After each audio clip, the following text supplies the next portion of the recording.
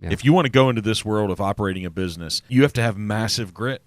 Yeah. There's no one coming to save you. There's no one coming to give you kudos on the things that you actually should behind the scenes. Yeah. They don't care about that. But everything that happens is definitely your fault, too.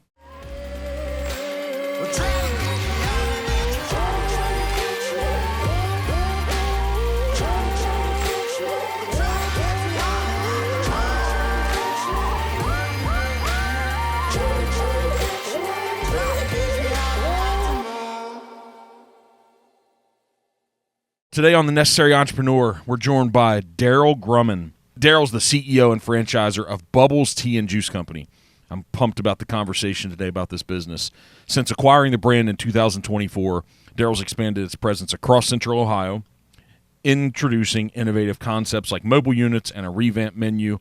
Today we're going to delve into his journey of franchise ownership, the evolving beverage industry, and his vision for the future of Bubbles Tea. Basically, this is a really nice guy who's busting his ass in entrepreneurship, so welcome to the party. Let's do it. So we were talking a little bit, but welcome to Cincinnati. Yeah, right on. And we were talking a little bit about the evolution of just business and entrepreneurship and where you guys are. And some days it feels like it's all worth it, and some days it feels like, what the hell am I doing?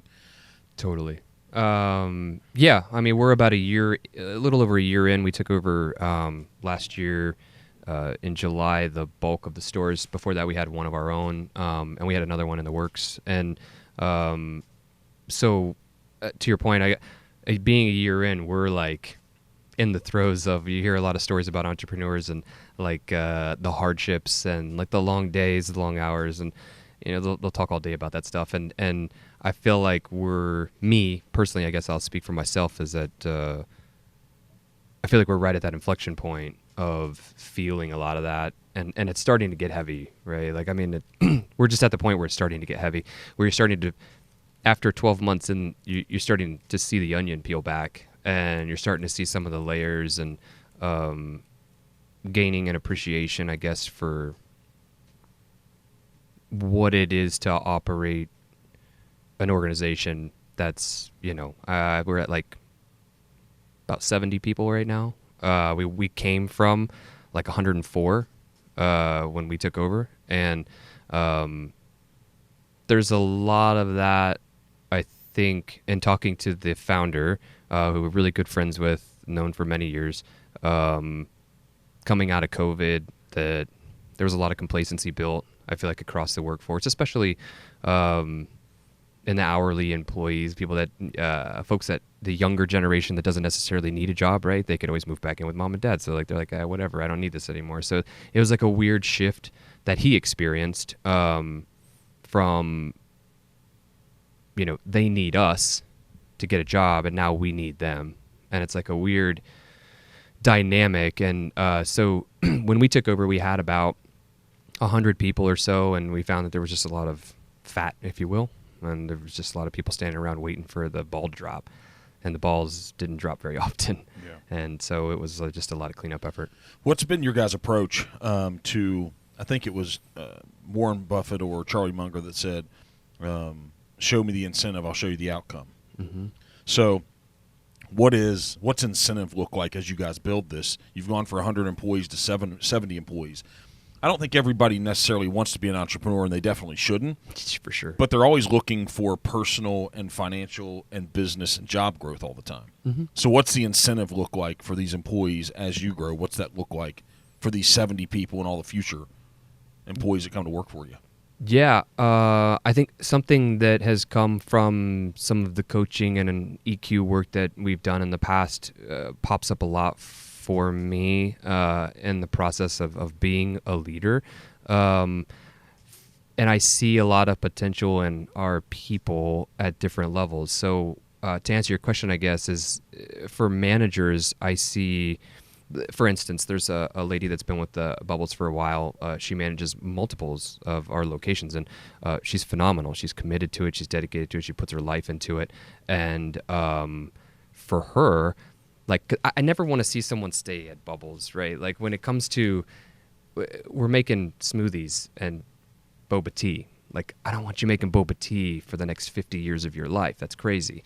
But what I do want is I want you to come in and I want you to learn something, like whether it's learning how to mop the floor and sweep, or if it's learning to lock the door when you close at night, like simple things like that you can take foundationally into your life and create something greater, or just show up prepared at whatever you're doing. I tell people all the time that my experience and the things that I do now are so dependent on the foundation that I built in a customer service electric company call center, like the first 4 years of me out of high school. I started as a intern in high school. I went to a career center, and then I worked at the power company for 4.5 years or so as a customer service rep. Man, coming out of high school, you deal with all kinds of shit. You deal with, I had a interesting upbringing, single mom, 5 kids, and it was rough sometimes for sure. But, dealing with other people that are irate, or, as somebody right out of high school, you're dealing with some complex issues, and being able to keep your cool and still talk to people, meet people where they are, and bring some comfort to them in some kind of way, depending on what the situation is. That's some valuable shit. And it's applicable to any walk of life, I feel like. And so, to my point is, for a lot of our employees that are under 18, the bulk of them, for them specifically, I just want them to learn something that they can take with them. I don't want them to be, a career bubble tea person, but I want them to be able to say, I'm ready for the next thing. What's your approach to help them learn and teach them that? Caring. I think meeting them where they are and like showing them that you actually care. I've never been the type of person to ever ask somebody to do something I wouldn't be willing to do myself. And so getting my hands dirty, working alongside them, showing them that, we're not just some, I guess, company that's gonna, like, we don't have some C-suite that everyone's sitting up in, like, cracking the whip at these kids to make tea at the end of the day. It's like, no, it's not that at all. It's like my hands are going to get as dirty as your hands, if not dirtier, and we're going to do it together. And so, a lot of the mobile events and stuff like that, I mentioned it before, is that we brought that on this year, and so we do a lot of work on that alongside them. And if it's, I think when we took over one of the stores that we did up north near Cleveland, there was a day that we had my daughter. My youngest daughter. She was 11 at the time, but we went up there and there was a barista working, and we went up to kind of clean up the place because it was a mess. It was terrible. And so when we got up there, I brought a flathead screwdrivers, and we had like a steam cleaner. And boy, we were for about 3 hours on our hands and knees scraping Taco Bell grease from the previous tenant out of the floor in the back. That is a nasty job. Yep. And if I could tell you, like, the dirty looks that barista gave me, she's like, "Why the hell are you doing that?" I'm like, "Look around. Who the hell else is going to do it? Mm-hmm. Are you going to do it? Mm-hmm. Let's do it together." Like, because you get to have a clean environment to work in. You matter. Like, they matter. It's pretty important culturally.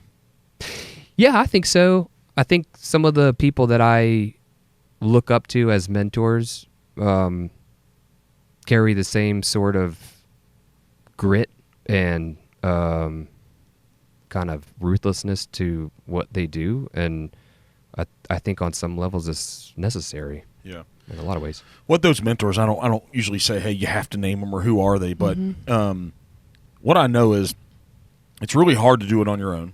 Sure. Anything. You need a good team.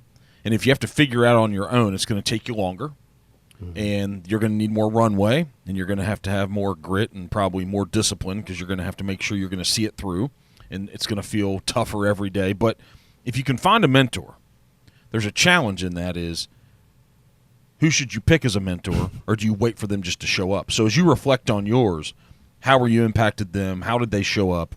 How did you connect with them? Was it intentional or not? Yeah. I think I think a lot of it was subconsciously intentional for most of the people that I consider to be mentors. Were they guys? Did they go back to being raised by a single mom? Yeah. Not a dad in your life probably as much? Yeah, I definitely had a dad in my life. They got divorced when I was young. So it was like the whole, every other weekend kind of thing. But I'll say as I got older, that relationship didn't percolate into the things that, what you're going to do for your kids. See. Yeah, exactly. I think, yeah, I don't, yeah. It's a good yeah, isn't it? It's a good yeah. I mean, I don't regret the things, and also every now and then you might have a moment where you're like, man, that's really cool. I'm really happy for that kid. Or you'll see a kid with his dad, and I'm like, man, yeah, what could have been? That's cool, man. A little bit what could have been. Sure. But what we get to do. But to your point, I think that when it comes to mentors, one of them I would have to say is, and I don't mind mentioning it, it's my wife's grandfather. I'm gonna get emotional talking about it, but when we got married, I didn't have a lot of I don't want to say. I didn't have a lot of guidance, I guess, in life. Maybe you didn't have a direction. The compass wasn't pointed. No, it wasn't pointed at all. Like I was making some random good decisions, and I had made some bad decisions too. And there was never really a North Star, if you will, to say like, that's where I want to go. That's what I want to do. And to be clear, he was a lifelong, lifelong engineer. He worked for the state of Ohio and made his career that way, and had a beautiful family and a beautiful career in life, and financial, really responsible, something I had no clue about. And so actually when we got married, one of his stipulations was that he came to me, and it was a green binder. It was a 1-inch binder that he showed up with, and in that binder was a number of things that was talking about things that have made him successful in his life, and one of them was the wheel of life. And it was like a literal wheel, and I think it had, I'm going to get this wrong, so I hope he never hears this, but like it probably had 8 or something spokes on it. But the point is like you had your marriage, you had children, you had your family as a whole, you had your career, you have your faith, you have all these different spokes. And the whole point of it that he was trying to deliver was that if you're going to be a leader in this family, you get to have a good handle on all of these things, and they all get to be in sync. And sometimes they're going to fall out of sync, but know that someone's here to help you. Like, someone's here to support. And never really had that. It's the first time you had that type of guidance in your life. Yeah, it was awesome. And it took me probably 10 years to really, which sounds crazy, but it probably took me 10 years to really own it and understand it and start to benefit from it. Like, what was going on in those 10 years? Because I think what can happen on these podcasts, I try not to make it entertainment, like we're all growing and learning together. Sure. What was happening in those 10 years of failure and not doing the right thing and not balancing stuff? What's that look like, and how do you keep it together for 10 years so you put yourself in a spot where you can do these business and entrepreneurial things? Yeah. So my wife and I got married when we were 20. We dated for 6 months, and then we were engaged for 6 months, and then we got married. So we are coming up on 20 years now. So that good during, for you guys, man. Thank you. Yeah, it's cool. I love her, man. She's my best friend. Yeah. Like we do life. It's great. She keeps you in check a little bit. Oh, she does for sure. Yeah, like shout out to wife. Yeah, shout out. I love you, baby. So the 10 years where you thought you were learning from 20 to 30. Mm-hmm. I mean, they say that in men our frontal cortex doesn't even form until like 25 to 28. So by default, you were still a kid. For sure. So and yeah, so I was fortunate that I, in that customer service job, I stayed with that electric company for 17 years. So all through my 20s, I was there. I was progressing through different jobs. I mean, I went from the customer service stuff to I was a administrative associate for like 40 engineers, which was like so cool and so boring and weird at the same time. It was nuts, because if you've ever been around engineers, man, like they have a way of doing things, and like I was more of a They're system people. You're Yeah. more like, let's throw it to the I wind. was and like, do- shit, who cares if they did it all that way? Like, just come on, let's. But no. So I did that for a while, and then I got into some compliance stuff. I did some cybersecurity things.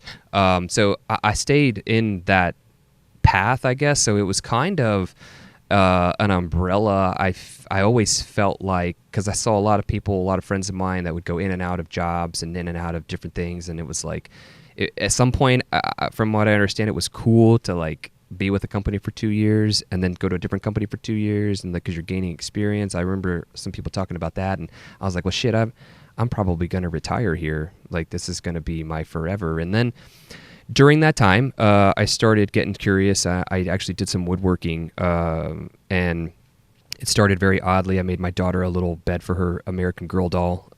We had our first child when we were like 25, I think, something like that.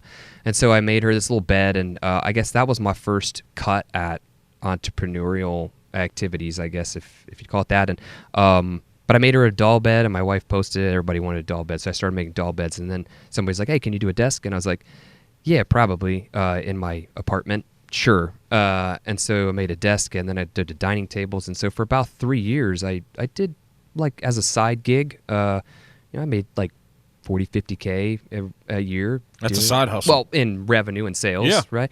And You had good margin, though, because you were the one doing the work. It was you probably good. had like 70% margin. And it was killing me. Yeah. But yeah. And so I with that, I hit a point where it was like, man, I'm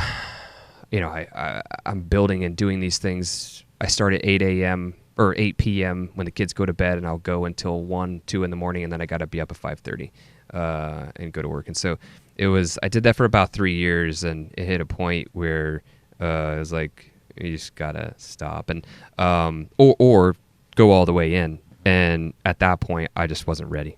In hindsight, I just wasn't ready for it, and we hadn't financially prepared ourselves to even attempt it at that point in time. And so right about the same time, I got a job offer to do some consulting work down in Texas, and so we moved to Texas for 2 years. That was right around COVID, which ended up being a blessing. And we went down to Texas, and it was, I would say, a little bit more lenient down there than it was in Ohio during that time. So we had a little bit more freedom, but it was also like a pain in the ass because, like, all of a sudden nobody wanted to meet you, nobody wanted to go out of their house. So we were there for about 2 years, and then our girls collectively overrode my position, and we're like, we get to go home. And so consulting, how did that arrive, that opportunity? Yeah, I had been doing. I met a guy at a conference, at a utility conference in Baltimore, actually. Really great guy. Still know him. Fantastic family. And him and I just clicked, like, when I saw him. And I was trying to do more. So I won't name the company that I was with before for the 17 years, but I hit a point when I was there. I was going out, doing a lot of advocacy for the company. I was in the compliance field, so I was, doing a lot of audit activities, stuff like that. You just industry interactions. And so I had applied for a few positions internally to get to management, and because I knew I wanted something else. Like, it was getting stale. And when I met this guy, I told him, I was like, hey, here's what I'm doing. Here's what I've been doing. Here's some of the ideas I had, and I got shot down. And I don't think that this company is going to be for me forever. And he goes, just hold the phone. I'm going to call you on Monday, and we're going to get something going because I'm looking for you. Like, I'm looking for that. And so, that Monday we had a call. And I think I made the decision. My wife and I had the conversation about it, and we almost didn't do it, but we did. And I think it was like 35 days after that, something like that, that we were down in Fort Worth and living life. Yeah. When you reflect on it, was it good or bad that you did that? It was exponentially good. There's not a piece of that experience that both my wife and I have this conversation every now and then, that we would not be where we are today had we not done that. Because as a family, it created a situation where she is very close to her family, where I'm a little bit more distant, not for a lack of love. It's just a different mentality, a different, family dynamics. And so for her, it was like going out on an island. because we didn't know anybody down there. Her closest family was in Houston, which, if you're familiar with Texas, long drive. That's another state away. Yeah, it's like 4 states away. Yeah. But like, and so when we went down there, all we had was each other. It was the 4 of us, and we grew tremendously in that time. Like, I mean, we were able to get very close together. I mean, we had like Nerf gun fights in the house, like through COVID. We had, Marvel movie marathons I remember doing and different things like that. But we in a lot of ways, we also contribute that growth to our girls, because both of them being in school, being in the situation with COVID and stuff, there weren't a lot of opportunities to meet people and try to make it normal, if you will, to like try to make a home down there. And it's, just so happens that our kids they just like to talk to everybody. And so they go to school and they're making friends. And like, 12 months into that thing, it was like, all these people that were starting to meet, the only reason we met them is because our kids put their neck out there, not because we did. We were too busy. And so we started to make some really good friends. And but it was an attribute to them and what they were kind of creating in the world, which in hindsight was really cool after having done all the EQ stuff that we've done together. And it was like, wow, we made some good decisions. So what advice, if any employees come to you or you find yourself in a mentorship role, did you seek out advice when you were thinking about going to Fort Worth? Did you talk to people, or was it just you and your wife's conversation? We did talk to a couple people. There was a colleague that I worked with at the time.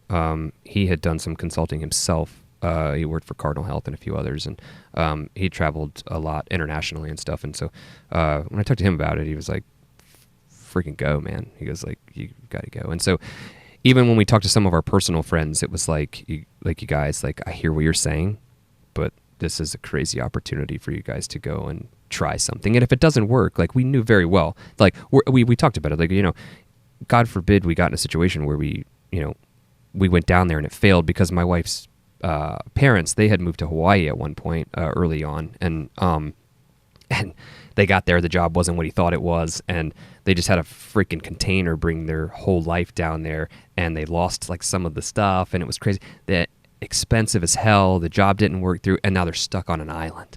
And it was like, honey, it's not an island, it's Fort Worth. Yeah. Like there's a lot there. So it was very, I will say the actual decision to pull the trigger and do it was very difficult to say, yes, it's happening. But the idea around it was like, we got to do it. So what advice do you give to folks, and do you think in the future when they bring things like that to you? Because it's easy to be a person that you could find all the problems with it, right? Because really the only positive is, well, what could happen? It seems like a great opportunity. What could happen? You could come up with all the things that could happen that may, right? Yeah. There's a lot more of those. Yeah. So what did you garner and learn from the experience that you would tell others when they're evaluating something like that? Mm-hmm. Do you just always go? No, I'm not always, but I mean, it's a weird thing though, because yes, actually, I'm going to say yes. I would tell them to always go, because here I am sitting, I'm trying to think of reasons not to, right? But I would say go. I mean, unless you have some compelling health reason, or something that's like really stopping you. Because to be clear, my wife was, I would say, tremendously dependent upon her grandparents, and her grandparents are, like her parents. They served that role in her life for a very long time, and they're getting elderly. And there was a huge conversation of like, we might not have another Christmas with them. Like, they can't travel down here on an airplane. Like, they can't do it. And so there were a lot of real complications around us going. And to your point, we had every reason in the world not to. The paycheck was nice. That was a big positive. But it was like, at the end of the day, the question that I was asking and that we had to ask ourselves is like, are we going to regret it if we didn't? And that would be the question that I would ask. Are you more afraid of regret, or are you more afraid of failure? Because if you're more afraid of failure, get your ass on the plane and go. Because regret will eat you for life. But if you don't try it, you got to try it. Yeah. In this mastermind I was talking about, there's all these studies. We're trying to figure out how to live our lives. What's the purpose? What are we all doing here? Because then you hear people like, one thing I know is we're all going to die. Okay, I get it. But you consistently hear the majority of the things that people regret when they get to the end of their life are the things they didn't do. Mm-hmm. Yep. You hear that they don't dwell on what didn't work if they gave it their all. They don't dwell on usually the mistakes. No, they don't dwell on those things. That's a part of life. But you consistently hear the 2 or 3 things that they didn't do is what they regret, because I think it's like, well, what could have been? You don't have the answer. And you'll never will. That's it. And I think also to double down on that is like how much it hurts when somebody else stepped in and did it. And I think that actually, I mean, we might get into this, but like the bubbles, bubbles, what we're at now is the situation that we were in was we had opened a store and we had talked, Eric Ling, he's the founder, he's like 20 years ago that he founded the company, and he was getting to the point where he was just kind of tired and just wanted to get out of operations. And so he and I had talked even before we went to Texas about doing something, and so when it came back, it was like he approached me and said, "Hey, like I know you're opening the store," he goes, "but I got some people that are potentially interested, and like what do you want to do?" And I was like, buying the business. Buying the business. And I was like, there's no fucking way I'm going to let somebody else. That was my just off the cuff, like, no way. Why? I saw it as my, you always, I guess I always hear like, people talk about opportunities, and sometimes an opportunity will hit you in the face and you regret not taking it. Or it's like, I'm going through life and I feel like this is my chance. Like, this is my chance to do something that could be huge. And I think that, like, just subconscious feeling that I had was like, I loved the brand. I thought the branding was fantastic. The following is there. I could clearly see through my communications with him about the business was like there was a lot of things that weren't happening that I think was a symptom of COVID, but also I think it was a symptom of him just like, being where he was with the business and kind of tired and from a day-to-day energy standpoint, that I felt like I was fresh and ready to roll. Like I was ready for an opportunity. We had just come back from Texas. I was still working for a company that was based out of Texas and, doing cybersecurity stuff. And it was like, this is good. And the consulting stuff, I feel like in hindsight, prepared me in a lot of ways to take that jump, even though I knew I wasn't fully ready to do it. There were definitely some gaps I knew that I had, but it was like, if I'm ever going to try to do something massive, this is like handing to me on a silver platter, was kind of the mindset around it. And I was like, there's no fucking way I'm going to like open this one store and then let somebody take over the rest. And then I'm going to be kicking my ass for the rest of my life saying, man, you should have jumped in and taken the reins of that thing. Have you seen a year and a half later that was the right approach? Yeah, at times. I mean, I'll be honest. I mean, at times, right? Like, there are times that I just want to throw my head through a window, to be honest, and that's often. I see a lot of like motivational podcasts, different things like that I catch and read and get snippets of that where like people are like, man, entrepreneurs are sick. Like, there is a disease. There's something wrong with you. And I laugh about it, but also there's a real piece to that, because you have to be willing in hindsight. And again, I'm only, I did the woodworking thing that was like, what it was. But I'm a year and a half or so into it. And I'm like, yeah, man, I get excited to wake up in the morning and get kicked in the nuts. It's exciting. And it sounds ridiculous to most people. But it's something. But it hurts when it happens too. Oh, it hurts massively, man. You get your bank account down to zero. Like I had never had an anxiety attack in my life until about 8 months ago, and it was like I felt like I was gonna die. Coming out of the winter, probably not the best time. No, not for bubble tea at all, Yep. man. Yeah, and it was like, oh my God, we were supposed to have built this big bank up in the summer. That didn't happen because of a number of circumstances that no one foresaw. Like, I mean, it was crazy. We went actually from when we purchased the company, we had a total of 10 locations when we purchased it. There was a franchisee that was up north that had some problems and was on getting evicted and things. And so, Eric approached me and was like, hey, do you want to do that too? And I'm like, bring it on. Like, let's do this. I mean, my adrenaline's still pumping, a couple months in. I'm like, yeah, we could do whatever. And so we took it on, and good God, that was like my first, like, got hit by a car overnight. Was that scraping the floors? Was that one of those locations? That was one of the scraping the floors. Yeah. At South Park Mall, actually, or that was Eastwood Mall in Youngstown. If you've never been out there, it's an interesting town. There's not much going on, but that mall, man, they keep it pristine. Yep. Yeah, it's pretty cool. But yeah, so we went actually from one store to 10 to 14, and then back down to, I think we're at 8 right now. How's that feel? It feels liberating in some ways. I struggled with some. I'm not one to really have an ego about it. Like, I kind of don't care. I don't say I shouldn't say I don't care, but like, it's It just is what it is. It is what it is, man. I'm a numbers guy. Like, Yeah. I look at it, and if it's right, it's right. Who am I to argue with it? Yeah. And I have emotions about it, but I sideline my emotion about it pretty easily. One of my, I guess, attributes and flaws would be my ability to box things out and like compartmentalize. Yeah. And like, it's like, hey, I did this with emotions before the EQ stuff we did. Like, I mean, I hadn't cried in probably 25 years before we did that EQ stuff, and like let out like this big, thing. And but I still, I feel like over time I'm starting to learning a healthy way to compartmentalize things versus the unhealthy way to compartmentalize things. Like, what's that?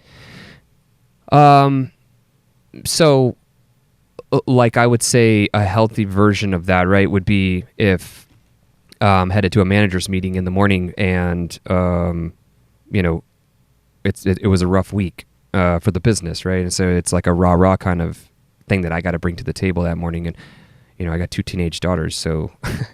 Every morning's a little rough, but like, if I let that get to me because I'm pissed off about something, or if something bad happened at home, my wife and I, if we were arguing, like, I can't bring that in. I got to compartmentalize it. I got to close that door, and I got to open another one, and I can't even think about that door.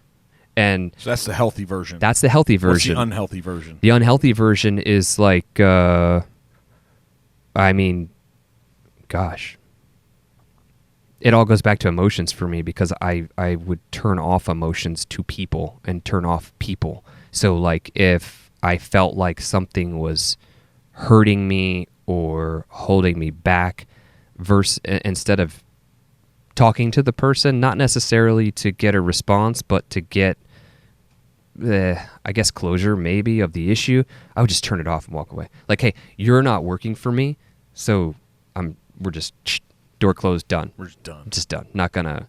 And it serves to a degree, right? I think it comes, like what we were talking about before, I think it comes with a lot of regret. That learning. can be built in that, yeah.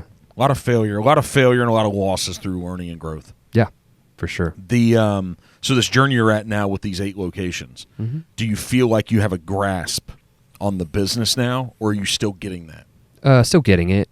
I definitely feel like so when we took over, the company was in a really rough place. You wouldn't notice it because, sales were decent, things like that. But like on the back end, things were rough.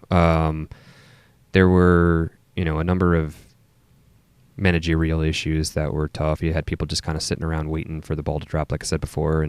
And so we went from, they were running something crazy like 40% labor and like plus 30 inventory percent. Like, it was insanity. Yeah. And it was like, I came in, I was like, it took me a couple of weeks, and I was like, oh my God, like I am not a professional in running a business yet, but I can tell you right now, shit ain't going to work. And so we gave my brother and I, because he has done operations for a long time, retail operations, so he's got a mind for the operation side. I've got a mind for the business side, which is, we work really well together. And I told him, I was like, dude, we got to get it to 20 and 20. And he goes, there's no fucking way. We can't do that. And I was like, well, we either do that or this ain't going to work. Yeah, you had to cut, man, like 40% out of it. It's crazy. Yeah. And so I had a lot of people pissed off at me for a while at first. Like, it's like, this guy came in, he bought the stores, he's firing people, he's cutting this inventory. Like, we can't have our storerooms full of product. How are we ever going to, serve the customer? We went from 4 people in the shop to 2 people, sometimes 1 person in the shop. Like, how am I supposed to close the shop on my own? And, fast forward to now, I mean, we are hovering around 20% labor, 19% labor in and out. Our inventory, well, fully loaded, I guess we're like maybe at 25%, 26% labor. But in the stores, we're hovering around that 20 mark, and our inventory hovers right around 22%. And so a little bit more to go. We do. A little bit more to go. We do. Yeah. And some of that is, some of that's coming.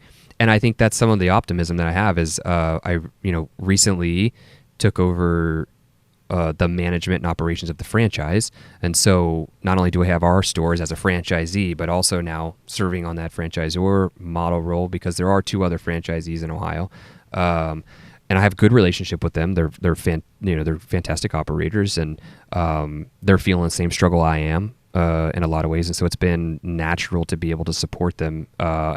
And we're just at the beginning phases of it, but like to have, I guess, honest and transparent conversations with them versus like, I'm the franchisor, and I'm telling you got to do this, and there weren't any corporate stores, so it was just office people. So like a couple of these franchisees, they're like, including myself, right? It's like, the fuck are you telling me what to do? You don't know. Like, you're not operating a store right now. You have no idea what I'm dealing with. Do you think that was valid, or do you think the operations of the franchisor, that they had some valid perspective to? Oh, they definitely had valid perspective. I won't say that they don't. And I think it was... Sounds like communication was a problem. Communication was a huge problem. Yeah. There wasn't a lot of back and forth. It was like, hey, we did this for the long time, and you came in here changing these things, and so like sales went down. That's your fault. And I was like, well, sure, maybe I'll take some of that. And I also will take the fact that going from 4 people in a shop to 1 person in a shop, you're going to have some growing pains with that. Like, that person's now accountable for a lot more. And I think that's one of the things we've struggled with is for a long time, people that were in the organization were getting paid to do a job. And that job is probably 25% of what it is in most organizations. Should you pay for jobs, or should you pay for outcomes? You got to pay for outcomes. Like, yeah, I mean, like that. I've always been of the mindset, and I bring the mindset to this, and I with my daughters too, is that you don't get paid first. That's not the way this works. Like, you get to show me what you got, and I will put you up on a mountain, but you got to show me, because especially now, and I hate to use COVID, but like, I mean, it's real. I think that, like, post COVID and the complacency, the you need me sort of mentality, and it's more important than ever right now to, like, in my opinion, to double down on that, because it's like you don't just that's not the way life works, and that's definitely not the way life is gonna be. That's the biggest thing. They could always go find another job. When I say they, as people who are employees. Mm-hmm. I was an employee for a big part of my life. You were too, right? And so you could always go get another job, but what's that leading towards? If it's just another job that's going to be easier, if it's another job that the manager's going to let you do what you want to, but you're not challenging yourself and developing attributes and skills, what's that leading to? That's tough to be the person, though, that has to instill that mindset in folks. If they didn't grow up with it, if they haven't been around it. That's a challenge, that you're operating a tea company. Yeah. and they're making juice and making drinks, and you're trying to tell them there's a bigger picture here. I'm sure that's a battle. It is every day. Do this because your life's better. They're like, yeah, right, man. Yeah, you're gonna feel so good about yourself after you ace that tea, man. Mm-hmm. There's so much truth to that, and I think that I actually am like halfway through the book right now, but I'm like glued to it. Is what is it? The hospitality, unrelenting hospitality. Will Guidara. Yeah. And I think that has landed with me so hard because I think it's something that we've struggled with some of the changes that we've made is keeping stellar customer service. And I think to your point, it comes back to the customer and what you're doing for the customer and what you're making someone else feel. So in our EQ stuff that we did, one of the things that has stuck with us and stuck for me, I guess, is when in doubt, focus out. Because a lot of us, speaking for myself, definitely, we get so caught up in our own shit and woe is me. Somebody cut me off, or I stubbed my toe on the bed, or I burned that tea, or I screwed up that smoothie, and at the end of the day, it doesn't matter. And then you start doubting yourself and all thing. And what has worked for me through those trainings and the experiences I had with it and coaching it and things is you can't. It's very difficult to get down on yourself when you make someone else smile. It's really hard to feel bad when you're the source of someone else's joy. Like, I haven't met anybody yet that has had, you that doesn't feel good when that happens. Yeah. And it's not about making yourself feel good. Like, that's probably not the healthy way to look at the perspective, I would say. Isn't that a balance? A balance is we have these goals. We have these big goals that are our goals. Mm-hmm. We have this vision for our wife that's our vision. But the only way to really achieve it is providing significant value in a marketplace and doing things for others. Sure. It's tough to put that together. Like, if you know it and you fundamentally believe it, that's good. So you're like, okay, I know for me to get what I want, this is back to the Zig Ziglar days. For me to get what I want, I got to help a lot more people get what they want. Once you understand it, it's easy. Yeah. But before you do, it doesn't make any sense. No. It's like, these are my goals. This is what I want. You're not doing that for me. You have to help me live my life better.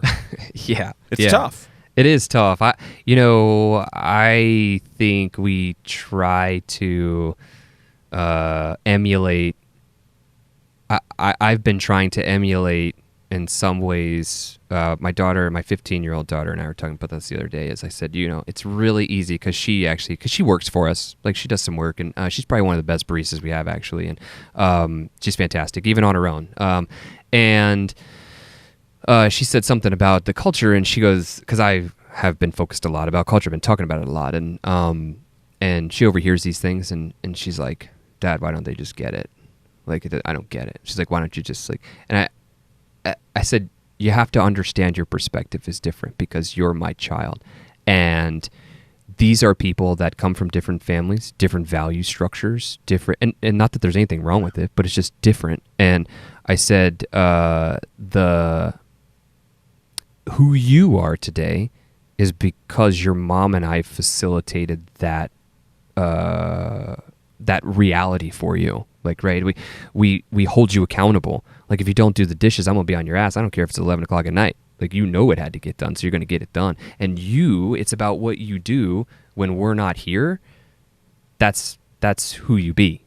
And I said, that's easy to do when you're my kid. Because I'll just ground you. Like, I can't ground these kids. But it's the environment that she's around all the time that's even unintentional, right? It's when she's around you hearing about culture because you're just constantly breathing fire about it because it's your entire professional world. And what you know is if you don't solve this and fulfill the vision that you have, you can't connect it to giving your family the life that you want either. And so I bet what I remember as being a kid and what adults lose track of is they're always listening. Yeah. I was always listening. Yeah. And I heard everything.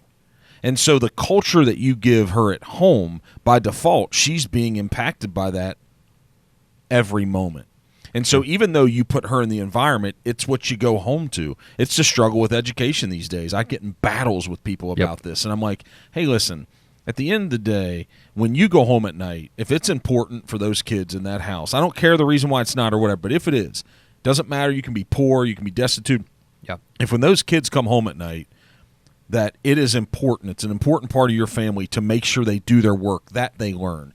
If that is, they're going to be a better student. Yeah. Right? It's not the school's fault. It's not the other kids' fault they're around. And so she has the opportunity and the benefit to be around it all the time. That's somewhat to your point, right? Mm-hmm. It's as if your business is also a school.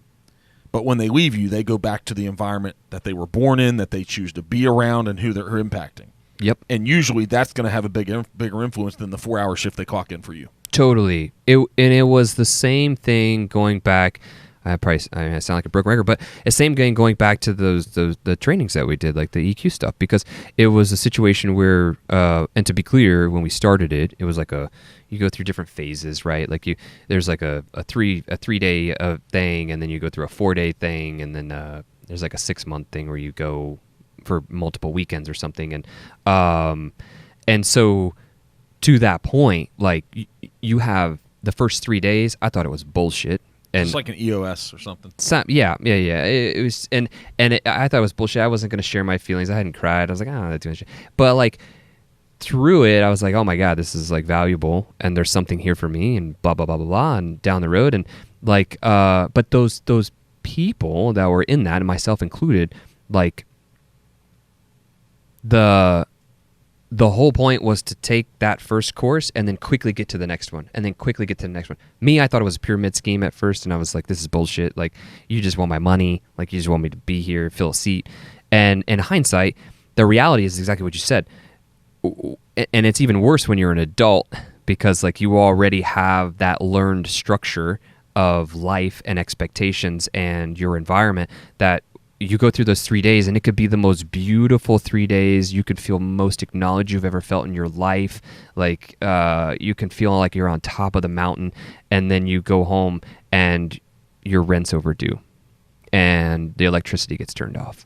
You're late for work, and then what the fuck do you do? That shit's real, man. It's real. And so, but to that point is like when the kids go home, it is a challenge, and it's a real challenge, and I do not have the silver bullet for it. I think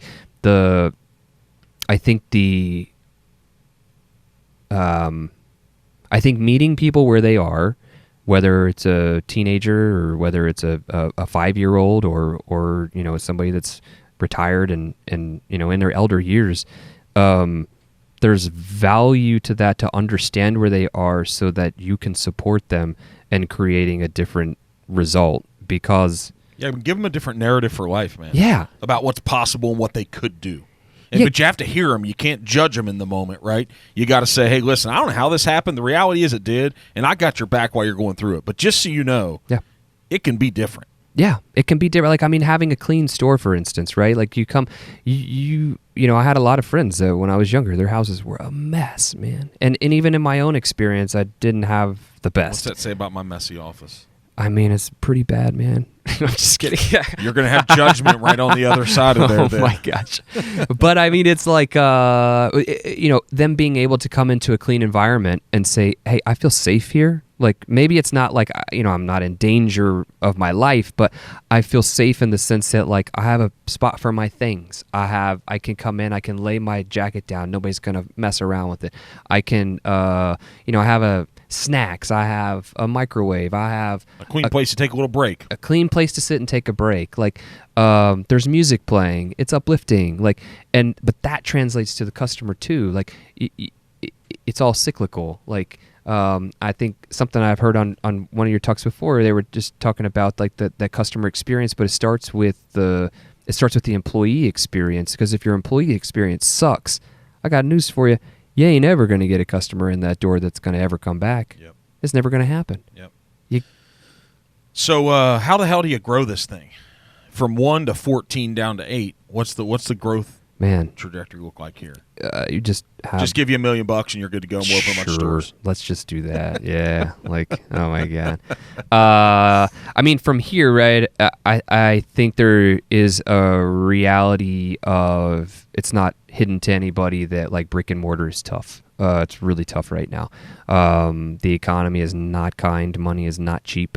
And it's something that, everybody, I think at every level struggles with right now, from a business owner or if you're just living your life. And something that we're learning, I would say, through this year, adding a couple mobile trailers to our portfolio has been that. Well, let me go back for a second. The previous, when we took over everything, the intention and the idea was that you needed foot traffic, and the most possible place to get foot traffic is the mall. Whether it's rain or shine, doesn't matter. Cold, 100 degrees outside, doesn't matter. People go to the mall. And so I think what's kind of changed in what I had to enroll the previous owner in was that that's not necessarily the case. You got to bring this shit to them. Like, because now look at malls. The malls are dying. Not all of them, but most of them are struggling big time. And like I said, brick and mortar's tough, but our intention of opening like a few of the brick and mortars we had was like trying to bring it out of the mall and closer to the customer. Like how can we get, like, you got the DoorDashes and the Uber Eats, but how can I get our business integrated into their life? Like, and closer to their front door, if you will, because like it has to be an easier decision, because the reality is whether you're bubble tea or whether you're coffee or like some kind of spice store or something like that, you're an extra purchase. Like, people are still going to eat. They're still going to go to that's $6 Burger to King. $7, man.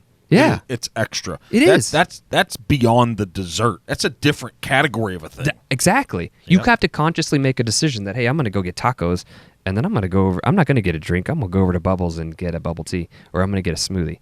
And it, you're probably doubling your lunch cost at that point. And so,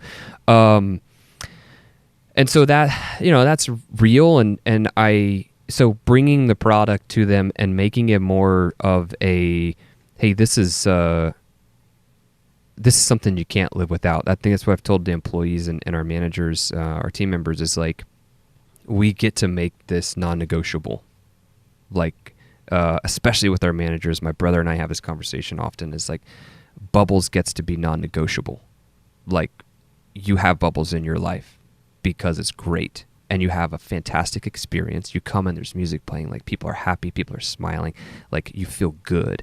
Like, you have to, there's a thing that we talked about a long time ago, where it's like in your mind you get like the serotonin or whatever it is. I'm gonna sound silly for a second, but dopamine. Like, you get the dopamine effect, and like it's subconscious, and it's like the feel good. Like, you come into something and it feels good. We have to be that. Like, that's what we get to be. It's not easy to create, but we get to do that. And I think through the trailers, it's really cool and exciting to see, because you are going out to, like soccer tournaments, we go softball tournaments, we go festivals and fairs and stuff like that. But it's cool because there's been a lot of people asking for a long time to get Bubbles out of the mall, even in drive-thrus and things like that, which we haven't tackled yet. But, and so I think, like, the trailers are just a low-cost entry. And it allows us to test out environments more adequately. Like, if we wanted to move, to Dayton or Cincinnati or Cleveland or something like that, like, it gives us the opportunity to, we can drop a trailer in and find out how it's going to do. Why a trailer and not a truck? Great question. We did have a truck, and the problem with it was I can't work it all the time. So from an insurance liability perspective, I would say like that was the biggest driver for it, is that most of our employees are teenagers, and so logistically speaking, having a 18-year-old, 16-year-old, whatever, driving an RV, for lack of better description. So you need to be able to go and drop it. Yeah, well, and the idea was that, like, if we are going to grow the business, I can't be working at festivals all weekend and all night. Like, it just doesn't work. And my brother, at that point, he can't either. But it's like, I feel like it's a stepping process where, you're going to, I'm going to do it at first and really heavy and figure it out. How does it work? All these things. And then he's going to take over some of that, and he's going to work. And then, like, right now, I would say we're in a really good spot where we have, through the attrition period of our employees, that we've been able to identify some rock stars and people that are doing really great work. And so working on the trailer is almost kind of a reward because, from like a tipping perspective, and it gets you out of the shop. Usually they're going to, the folks are going to tip a little better. It's more concentrated. So like you're on there on your own sometimes and you're just humming, man. I mean, you'll go, the margin's just been way better with these trailers. Way better. But you got to put it at the right spot. I'm sure you've learned, Definitely. like, hey, there's a few events don't work well. The worst thing ever is to pull up to an event and like you're like 4 hours in and you're like, I've sold 4 drinks. Like, what the fuck am I doing here? That's happened a lot, man. And I've actually, there's a couple companies in Columbus that have food trucks. There's one in particular. I don't mind mentioning their name, Dos Hermanos. They're fantastic. They have delicious food, but they, in my opinion, have done a phenomenal job of operating their mobile operation. Like that's where they started. Picking the right location. Their logistics are fantastic. They have a really great team. The CEO over there, she's amazing. Very involved in the community, and I think just from a culture perspective, everybody has their skeletons in the closet for sure, right? But I would say, in my experience, that they're doing it right, and so we've been able to take a lot of cues from them, and kind of learn, because the mobile operations the food truck industry is like a massive thing in itself. Like, it's a whole nother universe, and kind of cracking your way into it. I mean, I thought we did pretty good this year. We had a good number of events and the schedule was pretty busy, and we ended up adding a second trailer midway through the summer just because we needed it. And so I had some experience in that, like just building out trailers. And so now I know, like, from insulating them to running plumbing, I know what it takes to get it done, and how fast we can do it. And we haven't even cracked the surface.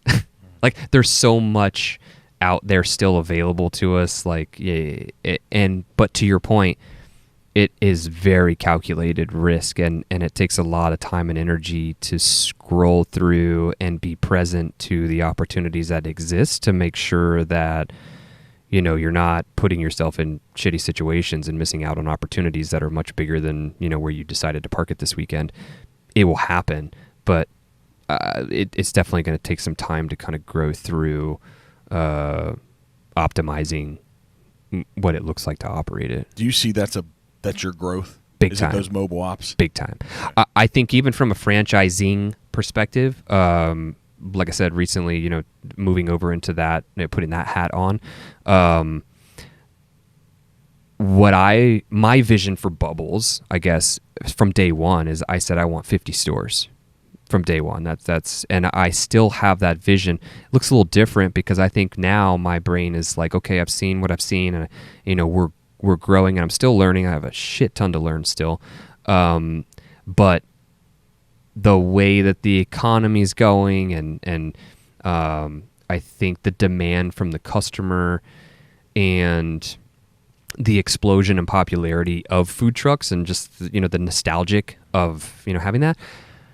I think it would be short-sighted for us not to consider mobile operations to be a pivotal part of our business. And I, to that extent, we're working to figure out, how can we get it in a Sprinter van? Because I mean, I see the potential of accessibility to people. I think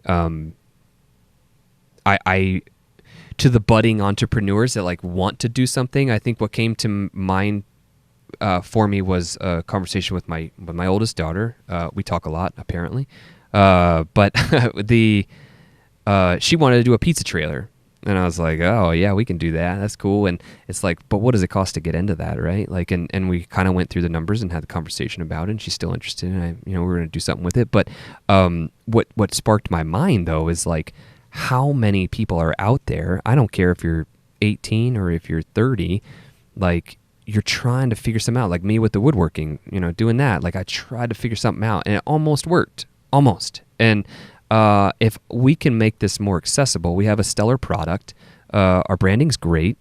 The system works well, and a $300,000 SBA loan to get a brick and mortar that ties you down to a 5 to 10 year lease agreement, that ain't helping anybody right now.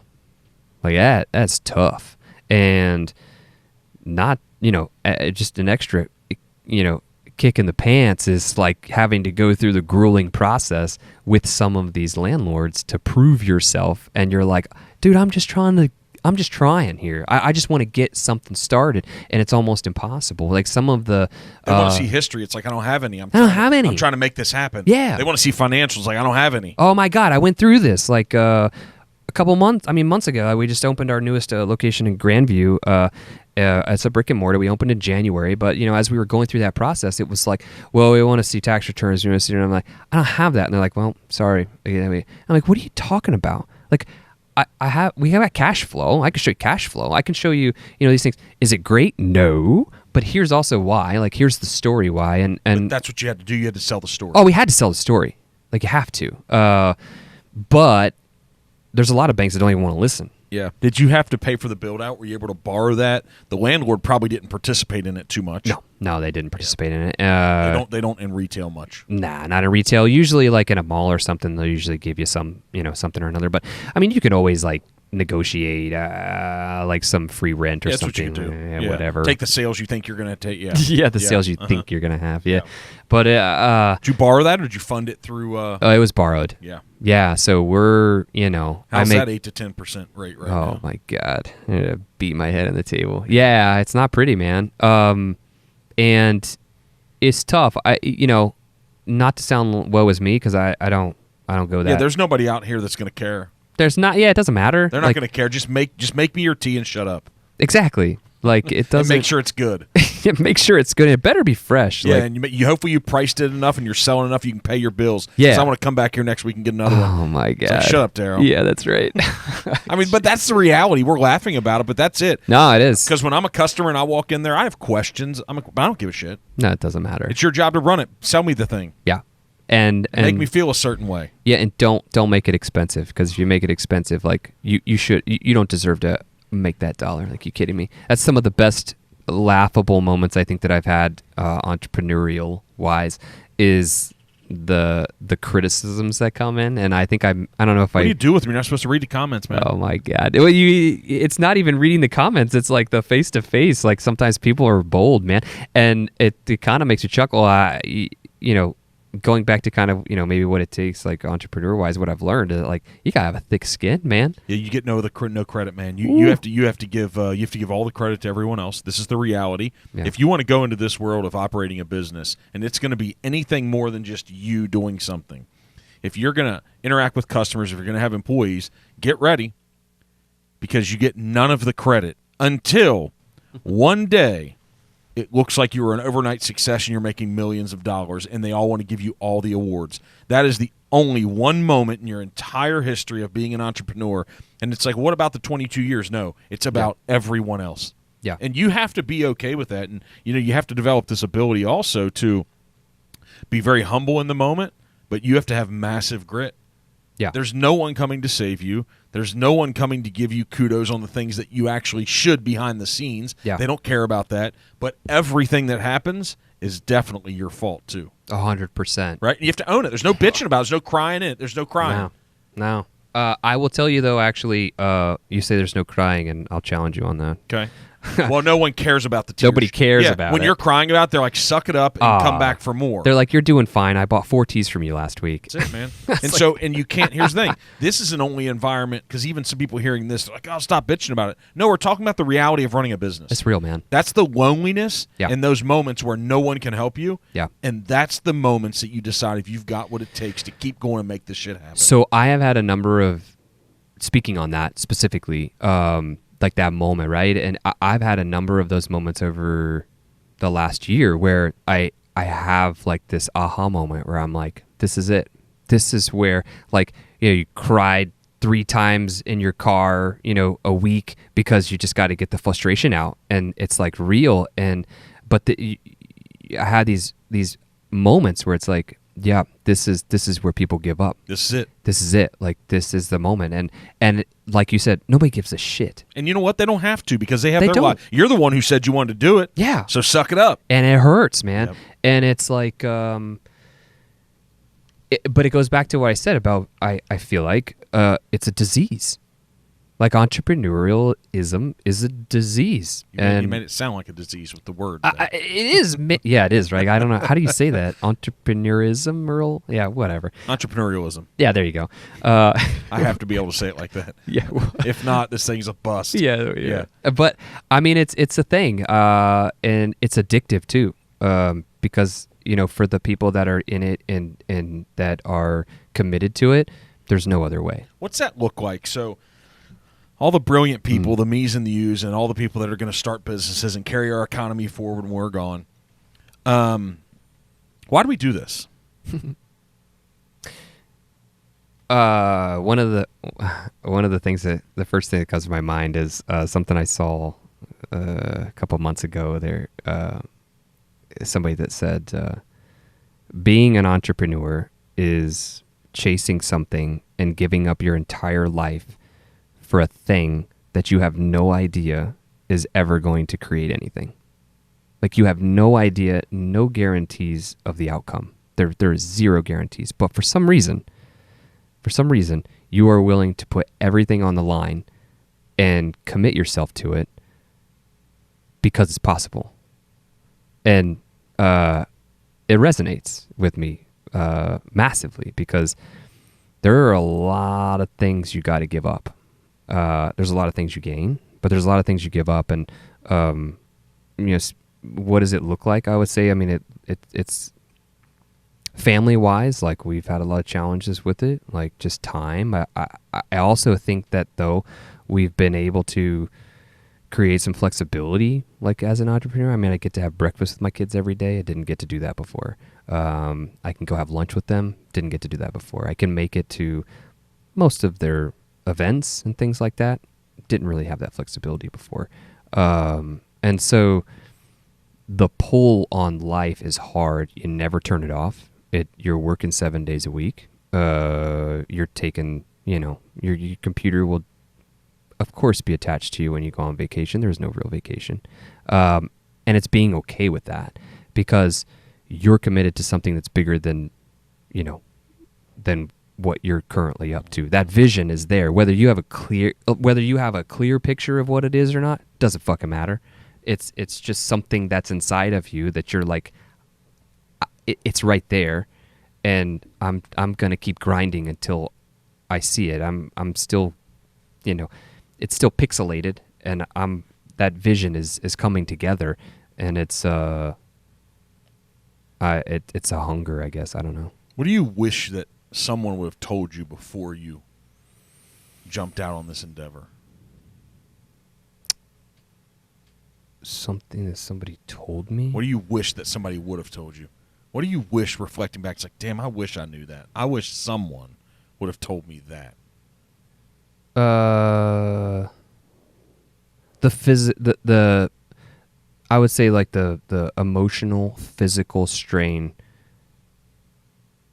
the emotional and physical toll that I think that it takes, that I did not expect, because I was, I mean, before we did this, I mean, again, back to, like, the time, right? I was able to spend my time in different ways, and I mean, I was going to the gym 5-6 days a week for like 4 or 5 years, and I felt good, man. Like, it was nice. And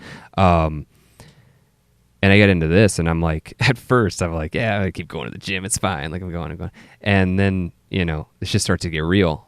And then stuff starts to squeeze, and you start to feel like the pressure. And, you get close to a couple situations where, like, I can't pay payroll. And the next thing you know, like, your anxieties are through the roof. And those feelings in those moments, like, as an employee, you'd never, ever get anywhere close to feeling that in my experience. Like, because it's not only, in that moment, it's not only for those, that might be listening to this, like, you probably know what I'm talking about, but like it's not just payroll. It's your mortgage. It's your kid's lunch. It's your car payment. It's the electricity bill at home. It's the electricity bill at every store. It's, and then, where my brain goes is like, oh, well, shit, I can't miss payroll because there are people depending on this. Like it's their life. Like, even though they're teenagers, like, it's important to them. And that kind of stress and strain I was not ready for that. Like, that hit me like a brick wall, man, like a Mack truck. Like, but in hindsight, I don't think anybody could have. You could tell me about it, but there was no way that I could have appreciated the level of accountability and responsibility that comes with it. You just don't know, I feel like.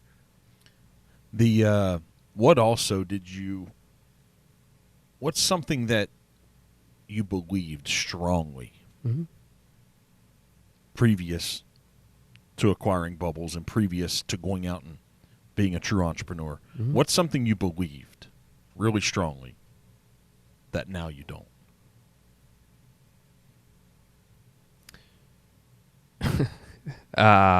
Could be positive and negative. Yeah, no, what comes to mind is like the culture push, right? Like, in my previous corporate roles, I believed that all that was just garbage.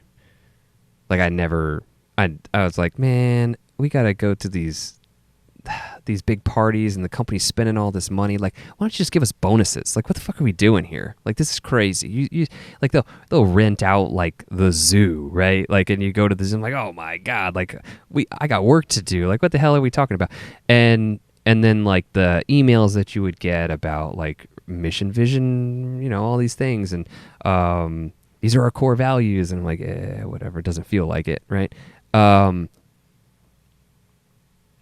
I used to think that was just fluff, and just like human resources are just there to, give somewhere to bitch about, or somewhere to bitch, and now there's no way that we steer this ship without it. Like, it's impossible. Like, you can't. It's not lasting. It will never propagate into anything. It will never grow. Why? Because where are you going? I mean, that's, to me, what I've learned is, in this process, as simple and silly as it might sound, if you don't have a map, you ain't going anywhere. Somebody told me the analogy of, like, being in the taxi cab. Like, you get a taxi, and the taxi will drive you around wherever the fuck you want to go.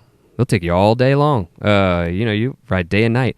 But until you give them a destination, you're just circling the city. Like, there's nowhere to be. And so, and I'll be perfectly transparent. We're still working on mission, vision, strategies, all of those types of things. We've iterated it a couple times, and I think it's still very much in the building stages. But I think being transparent with our employees and our teams is that, like, these things are important to us. Not sure what it looks like to, like, carve that message in stone yet, but these are the things that are really important to us, and here's why. Like, it's not just, corporate propaganda. Yeah, man, I'm not just, like, sitting in bed at night just thinking of things to make your life a pain in the ass.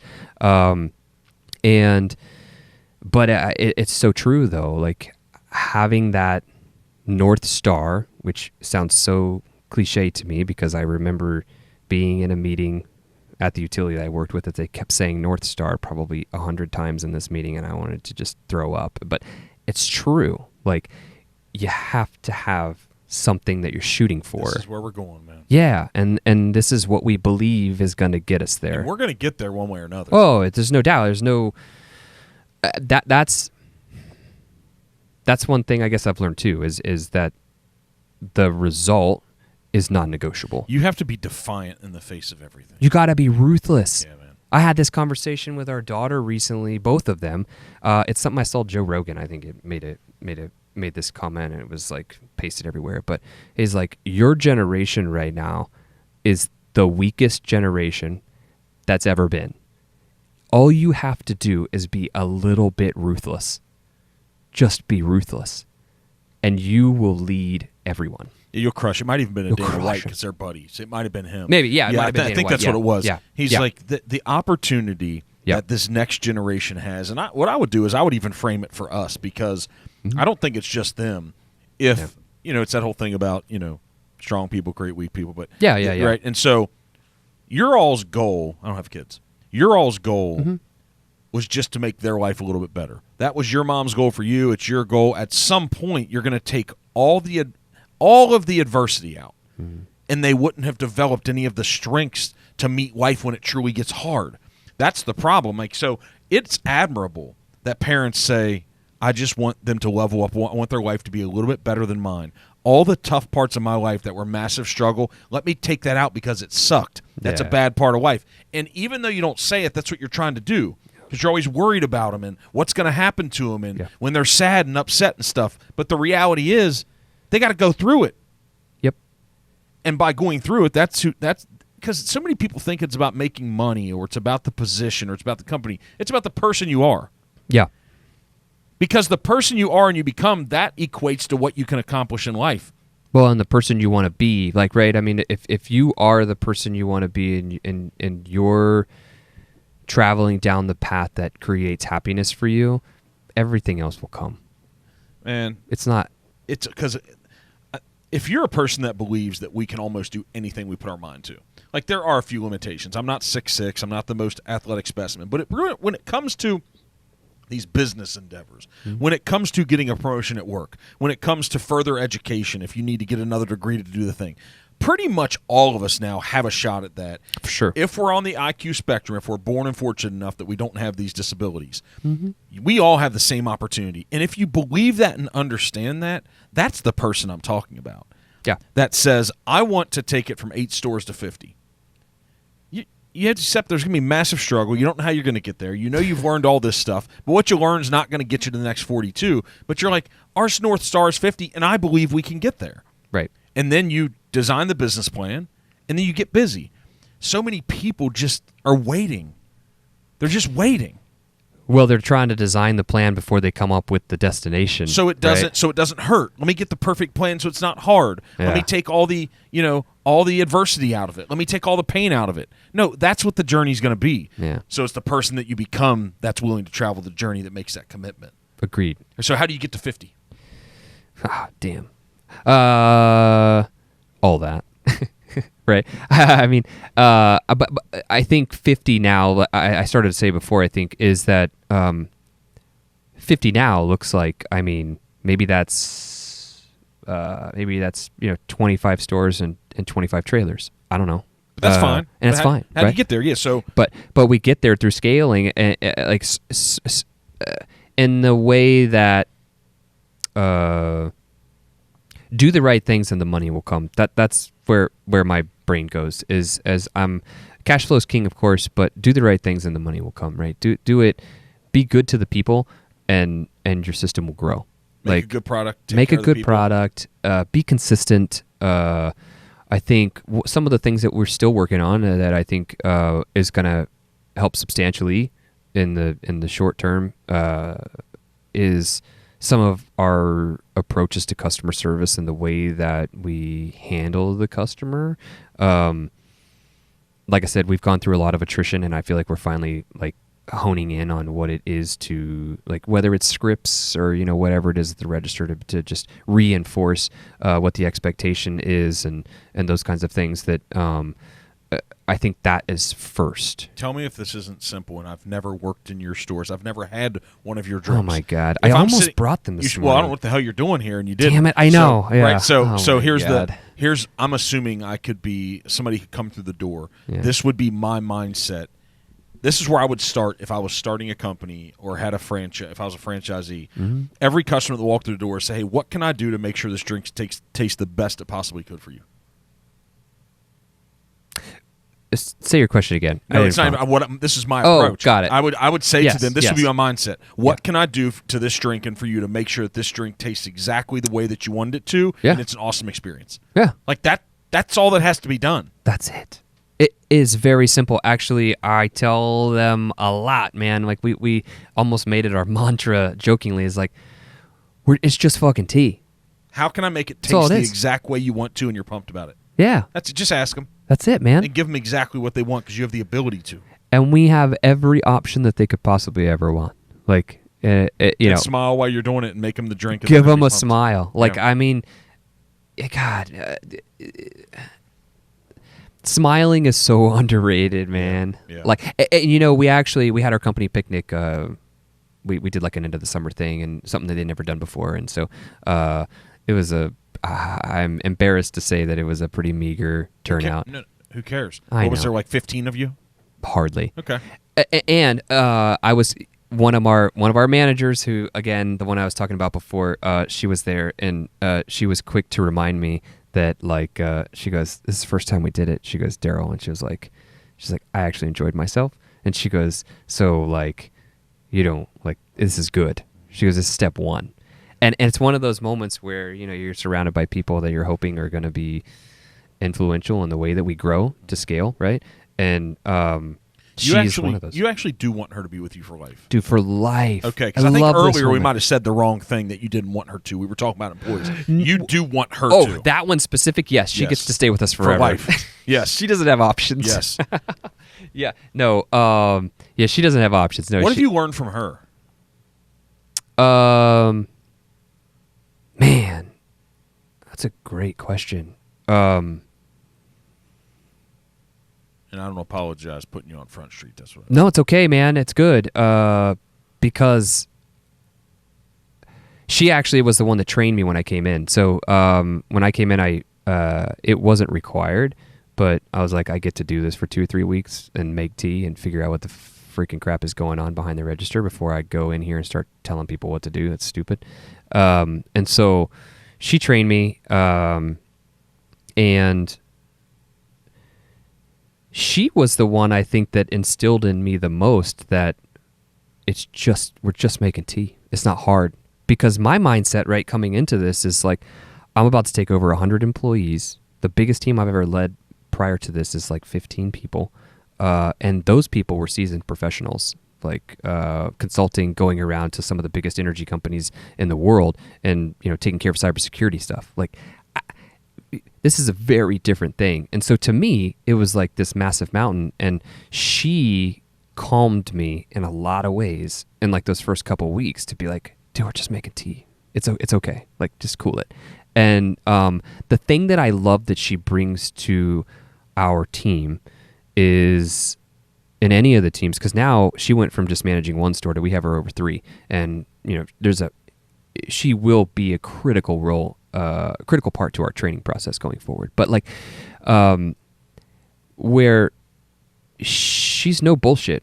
Like, she will call a spade, and if you ain't gonna show up, like, she gonna let you know. And it reigns true even for me today. Like, she'll call me on my shit. Like you said you were going to do this. Yeah. Like, you know, you were gonna fix that refrigerator 3 weeks ago. Where you at?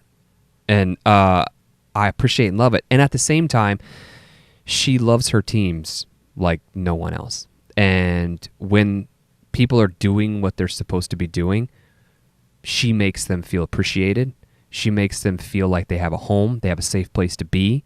You know, some of the people that we do have on our team, like, you know, they don't have the best home environment or what have you. And so a lot of them, like me, when I was growing up, I started working when I was 14. You know, and I had to pay for anything that I wanted, right? The things I want. And so a lot of these kids, they're in that same situation. And so she is like, as much as I don't like to bring family, like the word family, I don't like using that word in business. Get used to it, though, because if you operate this business the right way, you can eliminate the word, but it needs to feel the same. It's got to feel the same. It does, man. It does. And team's overused, family's overused. Yeah. But the reason is because for you to run something the way that you want to run it, it's got to feel that way. Because what happens is in life, family's the one that you show up for. Like you say, that's a blood relative. Yeah. Even if they're not your best friend. Yep. When the shit's down, you show up for them. Yep. That's the way a great company has to run. Exactly. And she does that. And she creates that. And I was not prepared, I will say, to support the team in that way. Like a group of teenagers, right? Like I wasn't ready to in hindsight to give that level of support. And I think she brings that. And it's rare, I would say, in the because I guess we're fast food, category, whatever, is like it's rare to find those types of people, I think. And I have a good friend of mine who has a friend of his that owns Chick-fil-A, and I've talked to him a couple times about some of their culture. Boy, they do it right, don't they? Dude. But yes, so right. And I will say my conversation with him was revealing in some ways, because to me, I thought, looking at them and the way that they operate things, it's like, God, Lord, like they've got to be so flexible with their employees, man. Like, cause like they're just, the employees are happy. Like people are good to be there. There's rigidity there. I can feel it. Oh, yeah. You don't have, if you leave people to operate the way they want, you will not have the brand that they have. I know there is no joke. That place does not play. Nah, dude, they don't play at all. And that was one of the first things he told me is like, because I was talking about some of the issues we had with employees, and he goes, nah, dude, he said we'd fire him day 2. And I was like, what do you mean? That's crazy. But don't you have to document who you are in your process so then you can honestly and fairly hold them accountable to it? Exactly. You gotta have, and that's where the vision, right? The North Star. This is what we're headed to, and this is what the team is bought into, right? And so like. What did he say about that a little bit more, though? Because we don't know who he is. We don't know. Sure. About it. He's not going to get in trouble. No, not at all. It was weird because he kind of looked at me like I was an alien in a way. He's like, "What do you mean you would just let him stay?" And I was like, "Well, maybe like this and that." And he said, "No." He goes like, that person, it would become very clear if you have a strong culture, if your people are committed to your brand and the store and each other." And they're it that way, and they're doing it that way, then he goes, that person will be. They'll ruin it. They'll ruin it. Well, but you'll see it so fast. He said they ostracize themselves. That's what I figured out. Time. Right? You don't have to worry about it because they're going to realize they don't fit in real quick. Yes, and it gets uncomfortable. And he said that he said they had a couple instances where somebody lingered, and he said it took months to like to right the ship. Yeah. He said, so we don't mess around. And I was like, I just kind of blew my hair back because I was like, well, shit, I just had this assumption that like, well, you hire somebody and you kind of let them work their way into the culture. Nah, dude, like you hire them and you make it super clear when you're hiring them, this is what we're up to. This is the expectation. Our customers deserve nothing better than exceptional. You get to be ruthless with your delivery to the customer. You like get to. It's your company and your vision, man. Yeah, that's it. Yeah, that's the truth. There's nothing wrong with that, right? You have to establish what that is, and then tell everybody, here's what we're going.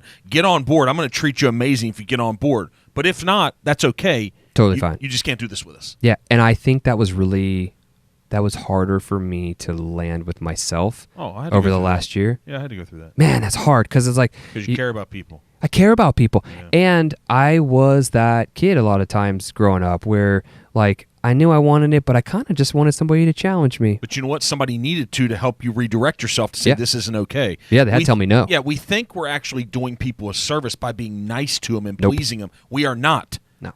You are actually doing them the biggest disservice by not looking at them and say, you got to take this more serious. Yeah. You want a better life, you got to earn a better life. Yep. You want to be a part of something big, you want to be valued, you have to value this place. Yeah. Yeah, you got to treat it like like better than your home. Are you a sports fan at all? It Yeah, I do college football. Okay. I do NFL to the extent that my fantasy football team is 3-0. Shameless plug, but yeah, just You know where I'm at in my happens. business? Uh-oh. I had to give it up. Really? Yeah, even Yeah. the league I started, and they still play it, but I had to quit playing 2 years ago because Yeah. I don't like doing anything I can't do well, and it took too much time. Oh man, I hear you. So that's golf for me right now. I started. I ran a golf cart in a pond last Oh week. my god. Is that true story? It's a true story. Oh my god. Only the back tires, we were able to save it. That's good. Yeah, it was wet. It I was can before it only started. imagine the strain on your faces trying to yank that baby out of there. 8 people had to come and help us. That's fantastic. It was during a golf outing, too. Oh my god. The company golf outing. That's great. Yeah. I love that. Only 20 people saw it. Oh my god. So anyway, back to sports. Yeah. I'm becoming less of a fan because fans are fanatics. Yeah. I'm enjoying watching it as much, more than I ever did. Mhm. But I think everybody watched The Last Dance, Michael Jordan. That was a really good documentary if you watched it. A lot of principles in life can be taken away from it. I said that to say, like, when I was a huge NFL fan, we like our Cincinnati Bengals, but Sure. I wasn't a big Dallas Cowboys fan because anything that's like the other thing, like America's team, it's like, get out of here. You're not America's team. Oh. So I wasn't a Dallas Cowboys fan. However, their documentary came out a few weeks ago, and I think it's on Netflix. And we were talking about leadership styles. There is a massive distinction throughout that 4 or 6 part documentary. They interviewed Emmitt Smith, Michael Irvin was on there, Aikman's there, Jimmy Johnson, Jerry Jones, Barry Switzer. I mean, it was everyone. It highlights a massive distinction between Jimmy Johnson's style that got them 2 Super Bowls, and then when him and Jerry Jones couldn't get along and he left or got fired and they brought in Barry Switzer, there is an extreme distinction because here was Barry Switzer's approach, and he says this. He said, hey, you're professionals. You're professional football players. I accept the fact that since you're a professional, that if you know we have practice and we have practice, that you're going to be there. If for some reason you're not there, there's a reason why you're not there. And so that's what set in on that team. And you get to the end of it, and those players said, we liked playing under Barry Switzer more. It was more fun. It was easier. The environment was great. However, one of them said, if Jimmy Johnson would have remained the coach, we probably would have won 5 Super Bowls. Yep. So what we have to understand is, what's your job? Your job is to get that thing to 50 locations. Yeah. If there's 10 people that aren't on board with your thing, even if it's your fault, they got to go. Got to go. Right? And it's time to reset the thing. And Yeah. I would love to have everyone be an elite human being that comes to work for the companies I'm running, and they really buy into it in a big way and take responsibility and take ownership. And I would love that, because then guess what? Then you can have a great, perfect relationship. Yeah. But I've learned that's rare. Yeah. And since it's rare, you're the one at the helm that's building the damn thing that said this is what we're doing. You unfortunately have to hold everyone accountable. Yep. Yourself, them, the brand, the culture. Yep. That's your job. Yeah. And that's yeah, and it's a ride, man. Yeah. It's a roller coaster. And it fuels me in a lot of ways to know, like, there's this weird pull and like energetic like burst of I guess like a burst of energy when I think about it, because it's like it can be either super heavy or it can be like a rocket ship, like just spooling its engines. Like, and I feel like that's where we are right now, is whether it's the conversation with the Chick-fil-A guy, or whether it's bouncing stuff off my neighbor who's also an entrepreneur, and some other people that are close to me. There's so many things that we went through, like the first 6 or 8 months of just sort of catching everything, and we were just like sponging it up, right? Like, well, me, I have to speak for myself, is just sponging it up and just figuring it out, taking a ton of data and hounding over spreadsheets, going through, talking to employees, doing reviews, different things, and then I hit a point where I actually said this. I said, I think the game is slowing down. There you go. I think it's slowing down. And boy, was I fucking wrong. Like, it slowed down for maybe a month.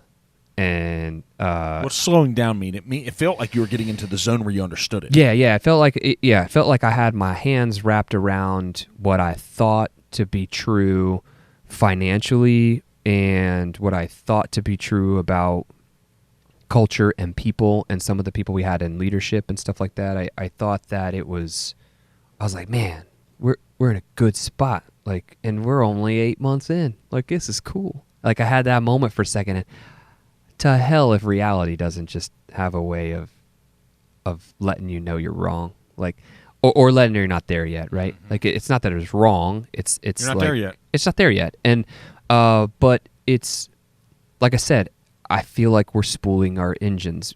That clarity that I had, that I thought I had, or whatever the situation was, it's still there. And I mean, it might sound silly, but like, my anxiety attacks have, not, they're not what they used to be. I've learned, actually, it was Chris Hemsworth. I saw a thing from Chris Hemsworth recently where he was talking about how he had anxiety attacks like crazy when he was doing a couple of the first Avengers movies, and he was like, he's like, my chest, my heart. He's like, I felt like my heart was going to pound out of my chest. He said I was sweating, just be like a mess mentally and emotionally. And he's like, so I had talked to the therapist and all these things, and he's like, there's a bunch of studies done or whatever that basically the people that are experiencing those like panic attack symptoms, he said half of them were in a state of joy, were excited. He said the other half of them were fearful, like that was the general sense that they had. And he was like, so through his therapy is like, I realized that it's me retraining my mind to say, when I wake up at 2 a.m. and my heart is racing and I can't catch my breath, like, I'm on point. I am, like, in this moment, I am acutely aware to everything that's going on around me, and like, I'm in my best position to make a decision or to dive into something and get something done. And I think for me, like, hearing that, it was kind of like a interesting, because I've been approaching that from fear, and when I have those moments, it's like, it's just a wave of uncertainty and doubt and all these things. And so, like, when I'm going into that, it's so easy to just want to beat it yourself up and just be in it. And it was kind of refreshing to hear that. It just resonated with me in the moment, and it still does today. And I've actually been able to kind of harness those thoughts to slow myself down and be like, nah, dude, like, this is actually the moment that you get to decide something. Like, there is something that's pending right now that you get to make a decision on and make a difference with. What have you found in those moments works to, not just the thoughts, mm-hmm. What have you found that helps to ease that? Something that my wife's grandfather has said. He's a big Ben Franklin guy. Loves Ben Franklin, and I believe this came from Ben Franklin. Somebody's going to fact check that, I'm sure. But he says often, "You are where you are when you were when." And basically, what it means is, who you are and where you are in life and the experiences that you're experiencing and the things that are happening around you are happening for a reason. It's just where you're supposed to be. It's just where you're supposed to be. That's it. And so, to be totally transparent, recently we struggled financially big time and made some questionable decisions.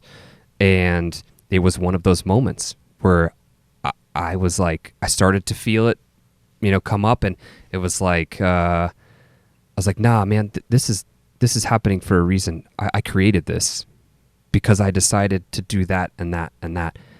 And there's a way out. Like, I mean, there's always a way out. And so it was like just telling myself that, and making a couple phone calls, of course, right? Like, I mean, because you got to solve the problem. Yeah. It's like, identify the problem and solve it. Yep. And it might not be easy to solve it. It might be messy to solve it, but you can solve it. We did a book study around here. The book, Everything is Figure-Outable. Marie Forleo. It's a great book. Okay. Her mom taught her that. And She used to have massive anxiety and stress, and I think it was depression. But it's like, hey, just calm down. Everything is figure-outable. Yeah. Everything. That's cool. If you understand and buy into that, it's like, okay, so for me, what I know in those moments, it's like, all right, what do I just need to take action on? What's the thing? Yeah. That's it. Just, I got to do something. Yeah. I need to try to fix the problem. Let's find the solution. What's the thing? Instead of worrying about it all damn day long. Just get to work on the thing, right? Yeah. Yeah, because whatever the outcome's going to be, it's going to be. I figured that out in 17 years of business here. Yeah. Whatever it's going to be, it's going to be. Now, I want to have the greatest chance and possibility that I can make a positive outcome here. Yeah. But whatever it is, if I can't, I'm not going to be able to. Right. What do I need to focus on? What's the problem I need to solve? Let's just get to work. Man, that's so hard though. Well, I will say for me it was hard because I never really considered myself to have an ego about shit because I'm just kind of like it is what it is kind of guy. But man, like in those moments, that ego wants to creep in like nobody's business because it's like, nah, I can wrestle this out. I can manhandle this thing and it'll be fine. No, dude, you can't manhandle that. Yeah. That's not the answer. Like you can't fight your way out of some of these things. I mean, just have to not care about what people think, man, and that is you really do. That's tough to get there. It is tough to get there. I mean, just even taking feedback from Eric, as he, visits the stores, he'll call me up and be like, hey, that sink, dude, you got to wipe that sink down. Customers can see it. Or he's like, hey, somebody forgot to turn on the light. Like, you got him. And the first thought that comes to my mind is like, come on, man. The fucking call. Like, what are you calling me for? And the reality of it is that you want that. It's beautiful. You want that. He cares. Yeah, man. Right? Like that's customers aren't going to tell you that. They're just going to see it and not say anything. They're going to see it, not say anything, and then the next time they come around, like it's and then if something else, let's say the cooler light's off or something's out of stock, then they're in their brain like it's like, oh well, it's going downhill. Yeah, I don't know if we want to come to this place. Yeah, it's going downhill. And I don't know why we can't be honest with ourselves that that's the way we would perceive establishments too. Oh, totally. Because it's so personal. We think we're better and all this stuff. It's like trying to sell your own house. So you still haven't said, some people can do it, just not many well. Not many do it well. Some can, but not many do it well. Yeah. I'm like, you left $50,000 on the table. How'd that feel? Yeah. You got mad over that $20,000 you're going to pay me. It seems like a bad business decision. I'd put 30 more in your pocket. That's right. But that's okay. Don't let the professionals handle it. Yeah. What is there secret sauce about how you're going to get to 50? Do you not see it yet? Do you see it? Like, how are you going to get there? Is it through franchise? Is it franchisees? Yeah. Is it? I think it's a mixture of both. I think franchisees is going to be a big piece of it. Do I see it? Mostly, is the honest answer. I see. I'm starting to see, I guess I should say, the path forward. And like I said before, I think a big portion of it is going to be introducing mobile into it and finding a way to franchise mobile operations. And there's a lot of, if you look at the Kona ice trucks, things like that are just kind of everywhere. They figured it out. So figure out what they did. Dude, right? I mean, yeah, like it's I will tell you, building the first 2 trailers was like a really interesting, weird experience because it was like, how do you take, and it was also kind of a duh because we had a couple shops that are like 500 square feet or so, and then we had a couple shops that are like 1,400 square feet. So there wasn't a real, like... There was no model for it. No. It was just kind of, we made the items fit that needed to fit, and we did it. And so when you move it to a truck, I mean, you got, the trailer is like 16 by 8 or something, and so you're packing it all in there, and... But here's what I would say. This is what's good about having people come before us. They had to do the same thing. They sure did, man. They sure did. Like, and a good part of, I guess, to answer your question partly is like, how do we get there? I mean, we're going to get there through people. We're going to get there through our systems and processes continuing to be honed. I mean, we're already looking at a couple of new locations, and we're already looking at and trying to design trailers and put together a franchise packet so that we can make it more accessible for someone to be able to have a Bubbles franchise. Like, I think it's I don't want it to be an onerous thing. Like, yeah, because right now, what do they have to come to the table with? They got to come to the table with $150,000. Oh, you're talking like net worth to make build. Sure, yeah, you got to have $150K sitting there. Yeah, and then to build it out, you have to be able to go and get an SBA loan, a huge SBA for $200,000 or $300,000 easily. Yeah, easily. So you're $500,000 really commitment. realistically, if you're going to do it right, because then you need operating cash, right? I mean, because that was a mistake that we had, right? We did not have the operating cash that we needed, and so that was another lesson learned. But so how do you make that less painful? Maybe it's a truck. Maybe it's the truck. Maybe it's a truck. Yeah.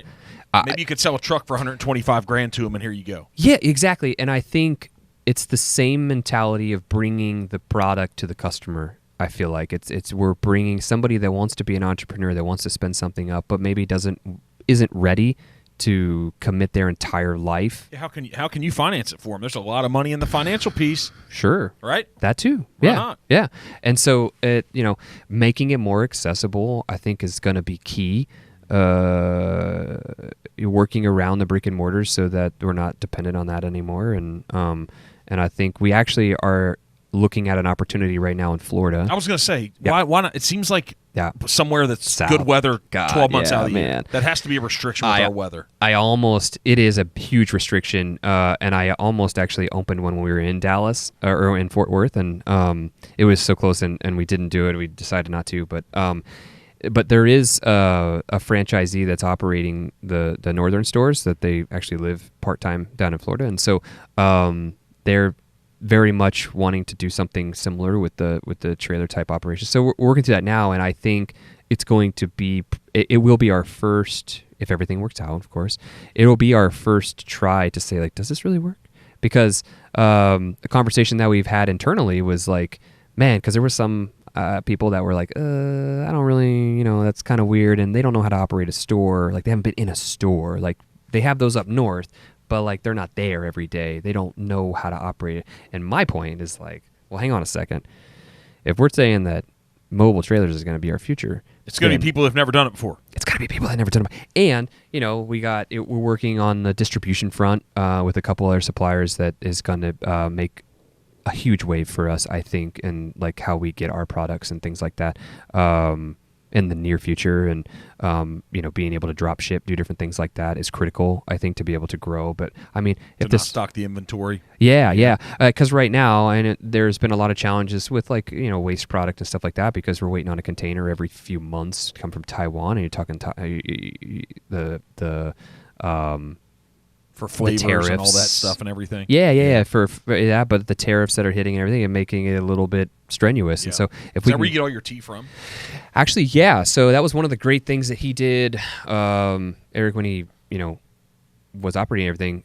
He got stuff private labeled through some of the more traditional companies that were down in Taiwan. So our products, to be perfectly honest, is shameless plug, but like I truly believe our products are the best out there. Like, when you're talking, the milk teas, the flavored teas, the popping bobas, most specifically. Like, if you go to some other places that serve lots of coffee, I'll say, I won't name any names, but like, a lot of times when you get popping bubbles, they'll be hard casing shells. Like, it's almost like a crunch when you bite into it, right? And it can be kind of fleshy, is one of the ways that people use to describe it.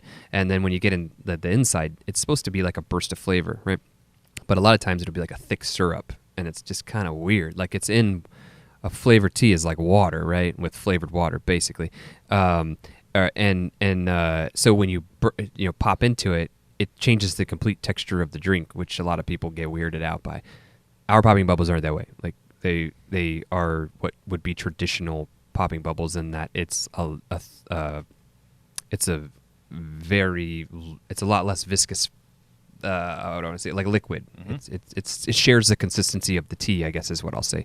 And so, as you're drinking, you're literally just changing the flavor of the tea as you're drinking it, like, which is interesting. And you're not getting like weird textures that throw you off in the midst of having your drink, which is kind of cool. A lot of people appreciate that. But yeah. So that was one of the things he did, was he got it private labeled, which is really cool. And so, but with that, of course, like, you got your shipping woes, and like I said, with tariffs and stuff like that kind of weigh heavy on it. Oh, dude, like, you go from a container, the container, you haven't changed what you're ordering, but the container now today versus a year ago is going to cost you 3 times the amount just to get the container to the States. And so, like, and we've done it without increasing price, which, obviously hurts a little bit. Like, but you got to bump some volume up. You got to bump the volume. Yeah, and I think through some of the changes, I mean, I've only been on the franchise side for 2 weeks now, and to be fair, some of this stuff was already in the works, but it was taking a really long time. And my mentality when I came over, I was like, what's holding us back here? Let's just make some phone calls. Like, everybody just kind of spins on this, and I'm like, nah, like I'm going to talk to this guy directly, and we're just going to get it going right now. Like, let's get this moving now, because as a franchisee, like wearing both hats, like I'm on the other end of this, and I'm like, like our costs are pretty high, man. Like we gotta figure this out. We so gotta, now you're on the side. You got to help them. You got to figure it out for them. Right, which is weird, because sometimes in the conversations I'll have with my brother, who, like I said, does our operations, I'm like, yeah, well, the franchise this or the franchise that, and he'll like, hey, you're the franchise, like, tell them to do it. And I was like, oh shit, yeah, that's right, I gotta do that. And so it is kind of a weird thing to do, but could you get the tea anywhere else? You could, for sure. I mean, like, there's good tea all around the world, for sure. And I think, well, that's one of the things that we're looking at is, like, I think a lot of that stuff is still coming from not within the U.S., but the way that you get it can greatly change your cost. I mean, like, so, you know, if you're going through a supplier or distributor that has distribution methods here already, logistics and stuff, then, you know, there's an opportunity. You lose some of that private labeling, perhaps. You could probably still keep some of it, maybe, but at the end of the day, even though you like it, it might not matter.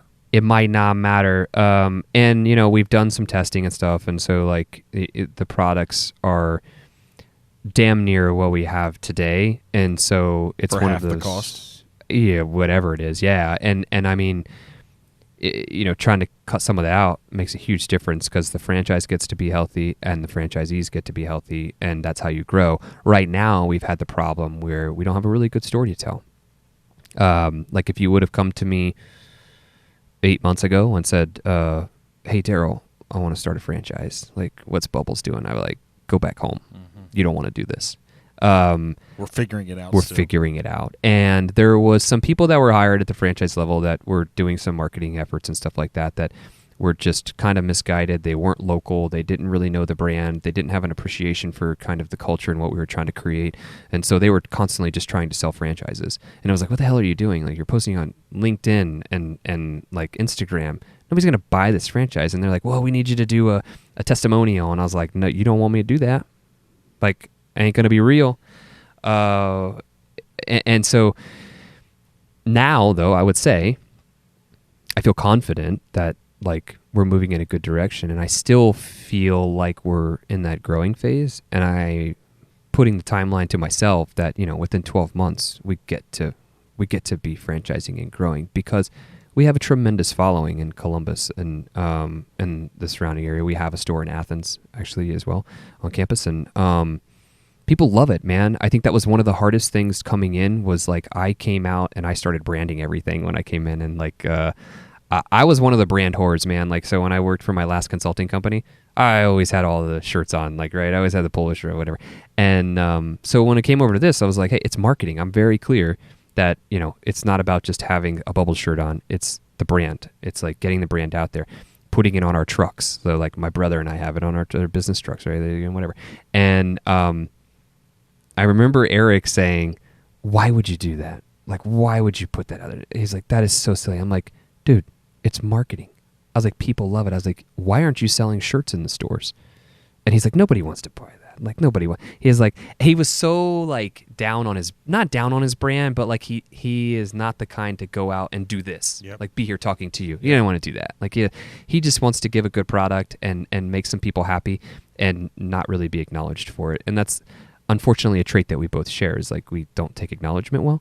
But like, it's, to me, when I came in, I was like, well, we have to put the brand everywhere we can. So I started stamping the shit on everything. I put stickers on everything. We were wearing shirts. I'm buying shirts for the team. And what I would say is there's nothing bad that happened from it. No, nothing bad at all. And in fact, like, it's actually, I mean, we haven't started selling merchandise in the store yet. We're still working on that piece of it. But like, we're working with a company right now through our marketing company that we're working with, is to do, like, be able to do like drop ships and stuff like that of merchandise and start selling it online. But there's some clever things you can do with the brand, and I think it's like, that's one of the things that I'm excited to bring to the brand now that I feel like we're starting to, like I said, the game is starting to slow down a little bit. There's still a ton to learn. We still have so much growing to do, and the vision is so big that, there's still a ton of stuff to do, but I feel like it's slowing down to the point where we can focus on some of these more intangible things that they're not gonna change the business tomorrow, but it's an opportunity to put us out there and be a constant reminder that if you want something to drink, you're having a Bubbles, and that's what you get to do. That's good. If you take your, you can't give away all the trade secrets, but if you take your trailer somewhere, selling how many drinks makes it a good event? Not great, but you're like, yeah, this is what we need to hit. I think if we hit 100 to 150 cups, it's a great day. Here. It's a good day. Okay. Yeah, we feel good about it. It's a good day. What price point? $6 or $7 a piece? About $10. Is that what it is? 8 to 10 okay. on the mobile. So when we're doing mobile stuff, we mark it up a little bit just because in my opinion, there were some others that didn't share this at first, but in my opinion, food trucks are kind of novelty. And I think that there is a value to us bringing the product to you. If you're at a soccer tournament, I think one of the worst things ever, I was never a soccer parent, but when we go to some of our dance stuff with my daughters and stuff, there's nothing there, right? It's like hot dogs and hard pretzels, right? And so I think, it's a novelty for us to be there and supply it to you. And it's a familiar brand. You know what you're going to get. And so, we have a little bit of markup on it, but we don't do our whole menu. We do a compressed menu. So normally we have a dozen, milk teas and flavor teas each, and then we have 4 bowls. And we started doing waffles recently as well, and so we're doing those bubble waffles. But in the trailer, we'll do 5 milk teas, 5 flavor teas, and 1 bowl. We just do acai bowls. And we haven't figured out the waffle yet because we pull a tremendous amount of electricity with all the heating elements and everything. So, but it's been really successful, I would say. This summer kind of surprised us in a way. We've gotten a lot of requests. We've had to turn some stuff down, which has been beautiful. Mm-hmm. And we're going to build out at least another trailer over the winter to take us into next summer. We're already starting to build the schedule out. And like I said before, with the food truck stuff, it's just a weird environment. It's very, very different. And just trying to get connected to the right people and the right channels to maximize the effort and to make sure. It's how do you even know where you're allowed to be? Dude, it's so weird. And probably then roll in there you can't be here. God. And in Columbus specifically, they have, I'm sure this is true anywhere else, but you have your Columbus Health Department, and Columbus is inside of Franklin County, so you can do your Franklin County Health license, and your Franklin County Health license is good inside of Columbus as long as you're doing a private event. Now, if I wanted to sell on the street, then I got to go and get additionally a Columbus license and all this. And so it's this. What's selling on the street versus a private event? What do you mean? Because sometimes it's a crossover, probably. It's is it a private event, but then people are coming off the. Is it a clear distinction between them? Yeah. Okay. It has to it's a private property basically. Okay. Is kind of the way that it lands. Not on a public street. Yeah. Just park downtown or something. Yeah, if I wanted to park on Broad Street downtown and just sell, you just have to have a special permit for that and stuff like that. But yeah, that was kind of a wake up because and my brother was like, "Hey, I'm just gonna take this downtown, blah blah blah," and I was like, you can't do that. You can't do that. Don't do that. You get in big trouble. But it's yeah, man. I think trailers are a huge benefit and low cost entry, even for us, not even just for future franchisees. But my point, I think, is I believe in the brand. I think it's a tremendous opportunity, and I think the growth potential is there for us. I really think the market is kind of it boomed a lot, with the boba tea stuff boomed, and I think one of the things that I ran into, I know I'm just my brain is kind of just scattered at the moment, but one of the things we ran into was he had never done Eric had never done much marketing before. He's actually one of the comments he made is before COVID I didn't spend $1 marketing ever, and I had some of the best years I ever had. And he's like, so why do I got to spend it now? And how do I know I'm even going to get any money back on it? And I was like, well, you don't. Yeah. Yeah. What got you here is probably not going to get you there. That's what I've learned. Yeah. You just got to do it. Do it. Yeah. And so one of the challenges, right, though, is that now you can get popping bubbles anywhere. I mean, like, not anywhere, but like, I mean, you go to your Starbucks, you go to like wherever, they have it available. So it's no longer the novelty that it was pre-COVID. Just looking at the calendar, like pre-COVID, it wasn't wildly available. And so now we just have like these other things. And that's what I was talking about before, is just we have to press in order to be successful. We have to press to the customer and be everywhere. You just have to blanket the market. Is this a replacement for somebody getting a coffee? Is that where you're honestly competing? That's where I think that's where we're going. Yeah. Is like because you're not gonna have $20 for the same thing that day. No. Right? No. I don't think so. No, you're not. And I think that a lot of people, because some of the things that we've talked about doing, which we haven't done yet, but like looking at caffeine and stuff like that we currently don't do, but infused with. Mm-hmm. Yeah. Because we've gotten those requests, and I think it's a reasonable thing to add, and it doesn't mess with our flavors or anything like that, depending on which direction you go. And but yeah, I think that was one of the earlier conversations that I had with Eric, was that it gets to be a destination. A lot of times, my kids love to go to the mall. Like, I got some bougie kids, man, and they like to spend money. It's just what kids like to do. And so when they go to the mall, like, the first thing that they want to do is they want to go get Starbucks. That's the first thing they want to do. And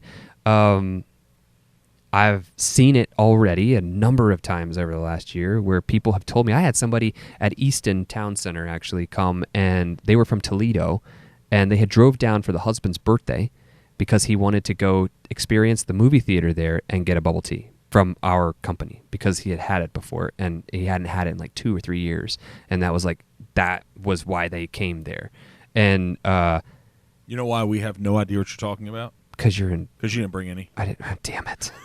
God. I'm just, I know. Yeah, So the experience that he was looking for, that he drove all the way. You don't get to have. We don't even know what it is. You don't get. It's to like have corporate propaganda. That's yeah, right. it is, huh? Yeah, exactly. Yeah, but it was but like, you've heard that so many times. I've heard it a number of times, and it just put off a light bulb in my head. Like, man, we get to be the destination, and that means that, man, there's some heavy ass hitters. Like, I mean, just, speaking of all the coffee chains and stuff like that, they're heavy hitters. And, some of the challenges is that some of those brands are actually, to my knowledge, have renegotiated a lot of contracts to include exclusives that, frankly, make it almost impossible for other brands to even get close.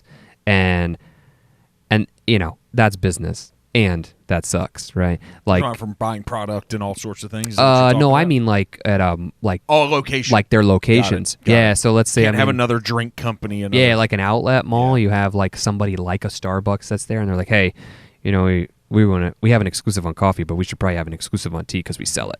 And a brand like that, if it was them, like, they have the pull to be able to make that change and make it happen. And when you talk about like an outlet mall, that would be like an outdoor outlet mall. That makes it that's tough, man. Like, less than 10% of your sales are tea, and you're telling me you're going to do that. So, I mean, that's one of the challenges we have. And to your point, is I definitely consider those types of things competition. For the dollar. For the dollar, yeah. It's not even even like the pretzel shops and stuff like that. It's still a choice where somebody's not eating a meal and they're choosing something extra. Where they're going to put their money. Yeah. What about these pop-up drive-thrus that some of these coffee companies are loaded up with? I love those things. Just a huge investment. They're real small. They're super small, modular, and you can get them for a pretty decent. I mean, for what you would build out a store and do like your whole remodel and everything, you can get them pretty decently priced. The challenge that I've seen so far is a lot of it just lies in relationships, and like because I'd love to drop one into like a grocery store parking lot. And just like Big B Coffee is one that I've seen in Columbus growing big time. Mike's been on here. Yeah. Oh, okay, Mike cool. Buffalo. Yeah. And they're from Michigan. They're doing a great job. That's sad to hear. Yeah, that's tough, man. We don't feel as personal. We down this forgive far you. south. We forgive you. But yeah, I mean, it's a great model, and I think it could. There's Dutch Brothers. There's 7 Brew. There's all these things blowing up, man. Do 7 Brew is fantastic too. I love. What is their thing? Because they opened one in Newport. Mm-hmm.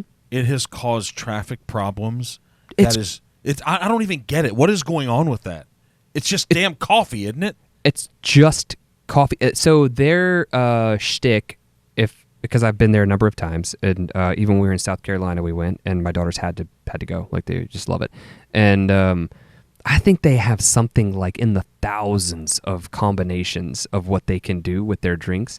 I mean, the drink menu is endless. Like, I mean, they have something like 40 different syrups and like all these different things that they do. And they do phenomenal. I mean, I would honestly, in my experience as a customer of theirs, I would say that it's very similar to a Chick-fil-A sort of level of service and experience that you get. Okay. Like, because they are coming to you in your car, you know, like it's an of course attitude, and it's interesting. I don't know. I guess what I'm thinking is it's one of those things that I am still trying to crack that code. It's a little bit of brand envy. I'll say it for you. You don't have to. Dude, it is. Yeah. It's completely, and it's like, how did you do that? Yeah. Like, how did you take a coffee? Well, a coffee and a seemingly normal teenager, right? Whatever that means. Yeah, and convince them that it's cool and fun to hold an iPad and walk in the rain sometimes in a raincoat or when it's cold and walk over to somebody's car, smile at them, and take their order. I think all they did, man, they said, this is who we are. Yeah.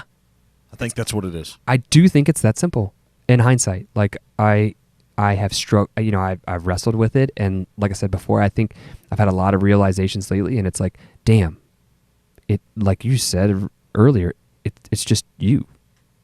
Like, it's what you decide to do, and do it. And what do you have to be scared of? Yeah. It doesn't work like all the other shit that doesn't work too. Yeah. Right. Yeah. I mean, just go for it. Yeah. And I think if I had to sum up anything from like the last year, I'd just say, just fucking go for it. Like, you're gonna make really bad decisions. Let me retract that. You're gonna make some really ineffective decisions, and you're gonna make some really awesome decisions. And I have a lot of both of those still ahead of me. And neither one of those are final. Neither one are. No, because you can always pivot. You can always pivot, man. There's always, like I said, there's always another way out or around or through. And it's not final. I mean, as long as you're still breathing. Yeah, it's just if you don't quit. Yeah. It's not final. Nobody's quitting. Yeah, so here, that's good. So one of these days, maybe Cincinnati, Ohio, maybe Jesus. Northern, maybe we'll have an opportunity to experience what that gentleman experienced. I don't know. I'm just wondering. Maybe we will. If you ever get here, we'll be one of the first people to pull up and get one, man. That's solid. Yeah. That's solid. I appreciate it. Thank you for coming. Do we go to I don't want to just assume it's like bubbleswhatever.com. What is it? BubblesTeaCompany.com. That's easy. That's it. Yeah. Follow you on LinkedIn or anything? Where do you play around? So yeah, we're on LinkedIn, Instagram, TikTok. We recently started TikTok, and that's why I would say, man, the marketing company's been super helpful for us. They've been phenomenal with that stuff. Really started to make a change on it and steer a different direction, which has been fun and cool. But yeah, we have order online now. We even got an app going, which is exciting and cool. And but DoorDash, Uber Eats, all the fun things. You're making the right moves, I can tell. We're doing it. One parting shot. This isn't advice, but I was wondering when I was going to get to this. So, sure. You had the tear up with your wife's grandfather, sure, right? And he gave you the green binder, yeah, about the site or the wheel of life and all the important things. Yeah. What about the Bubbles green binder? It's a great, yeah. If it made that much of an impact on your life, certainly. Maybe that's the thing that you could lay to your customers and for you guys and for all your employees to say, like, here's the wheel of the things that are important. Mm-hmm. I don't know. You could take that from him. That could be his legacy that you carry it forward. That's pretty beautiful, actually. Yeah, I noted. There we go. Okay. BubblesTeaCompany.com. Thanks for coming from Columbus, man. Thank you. Good talking Appreciate you guys. Thank you so much. Yep.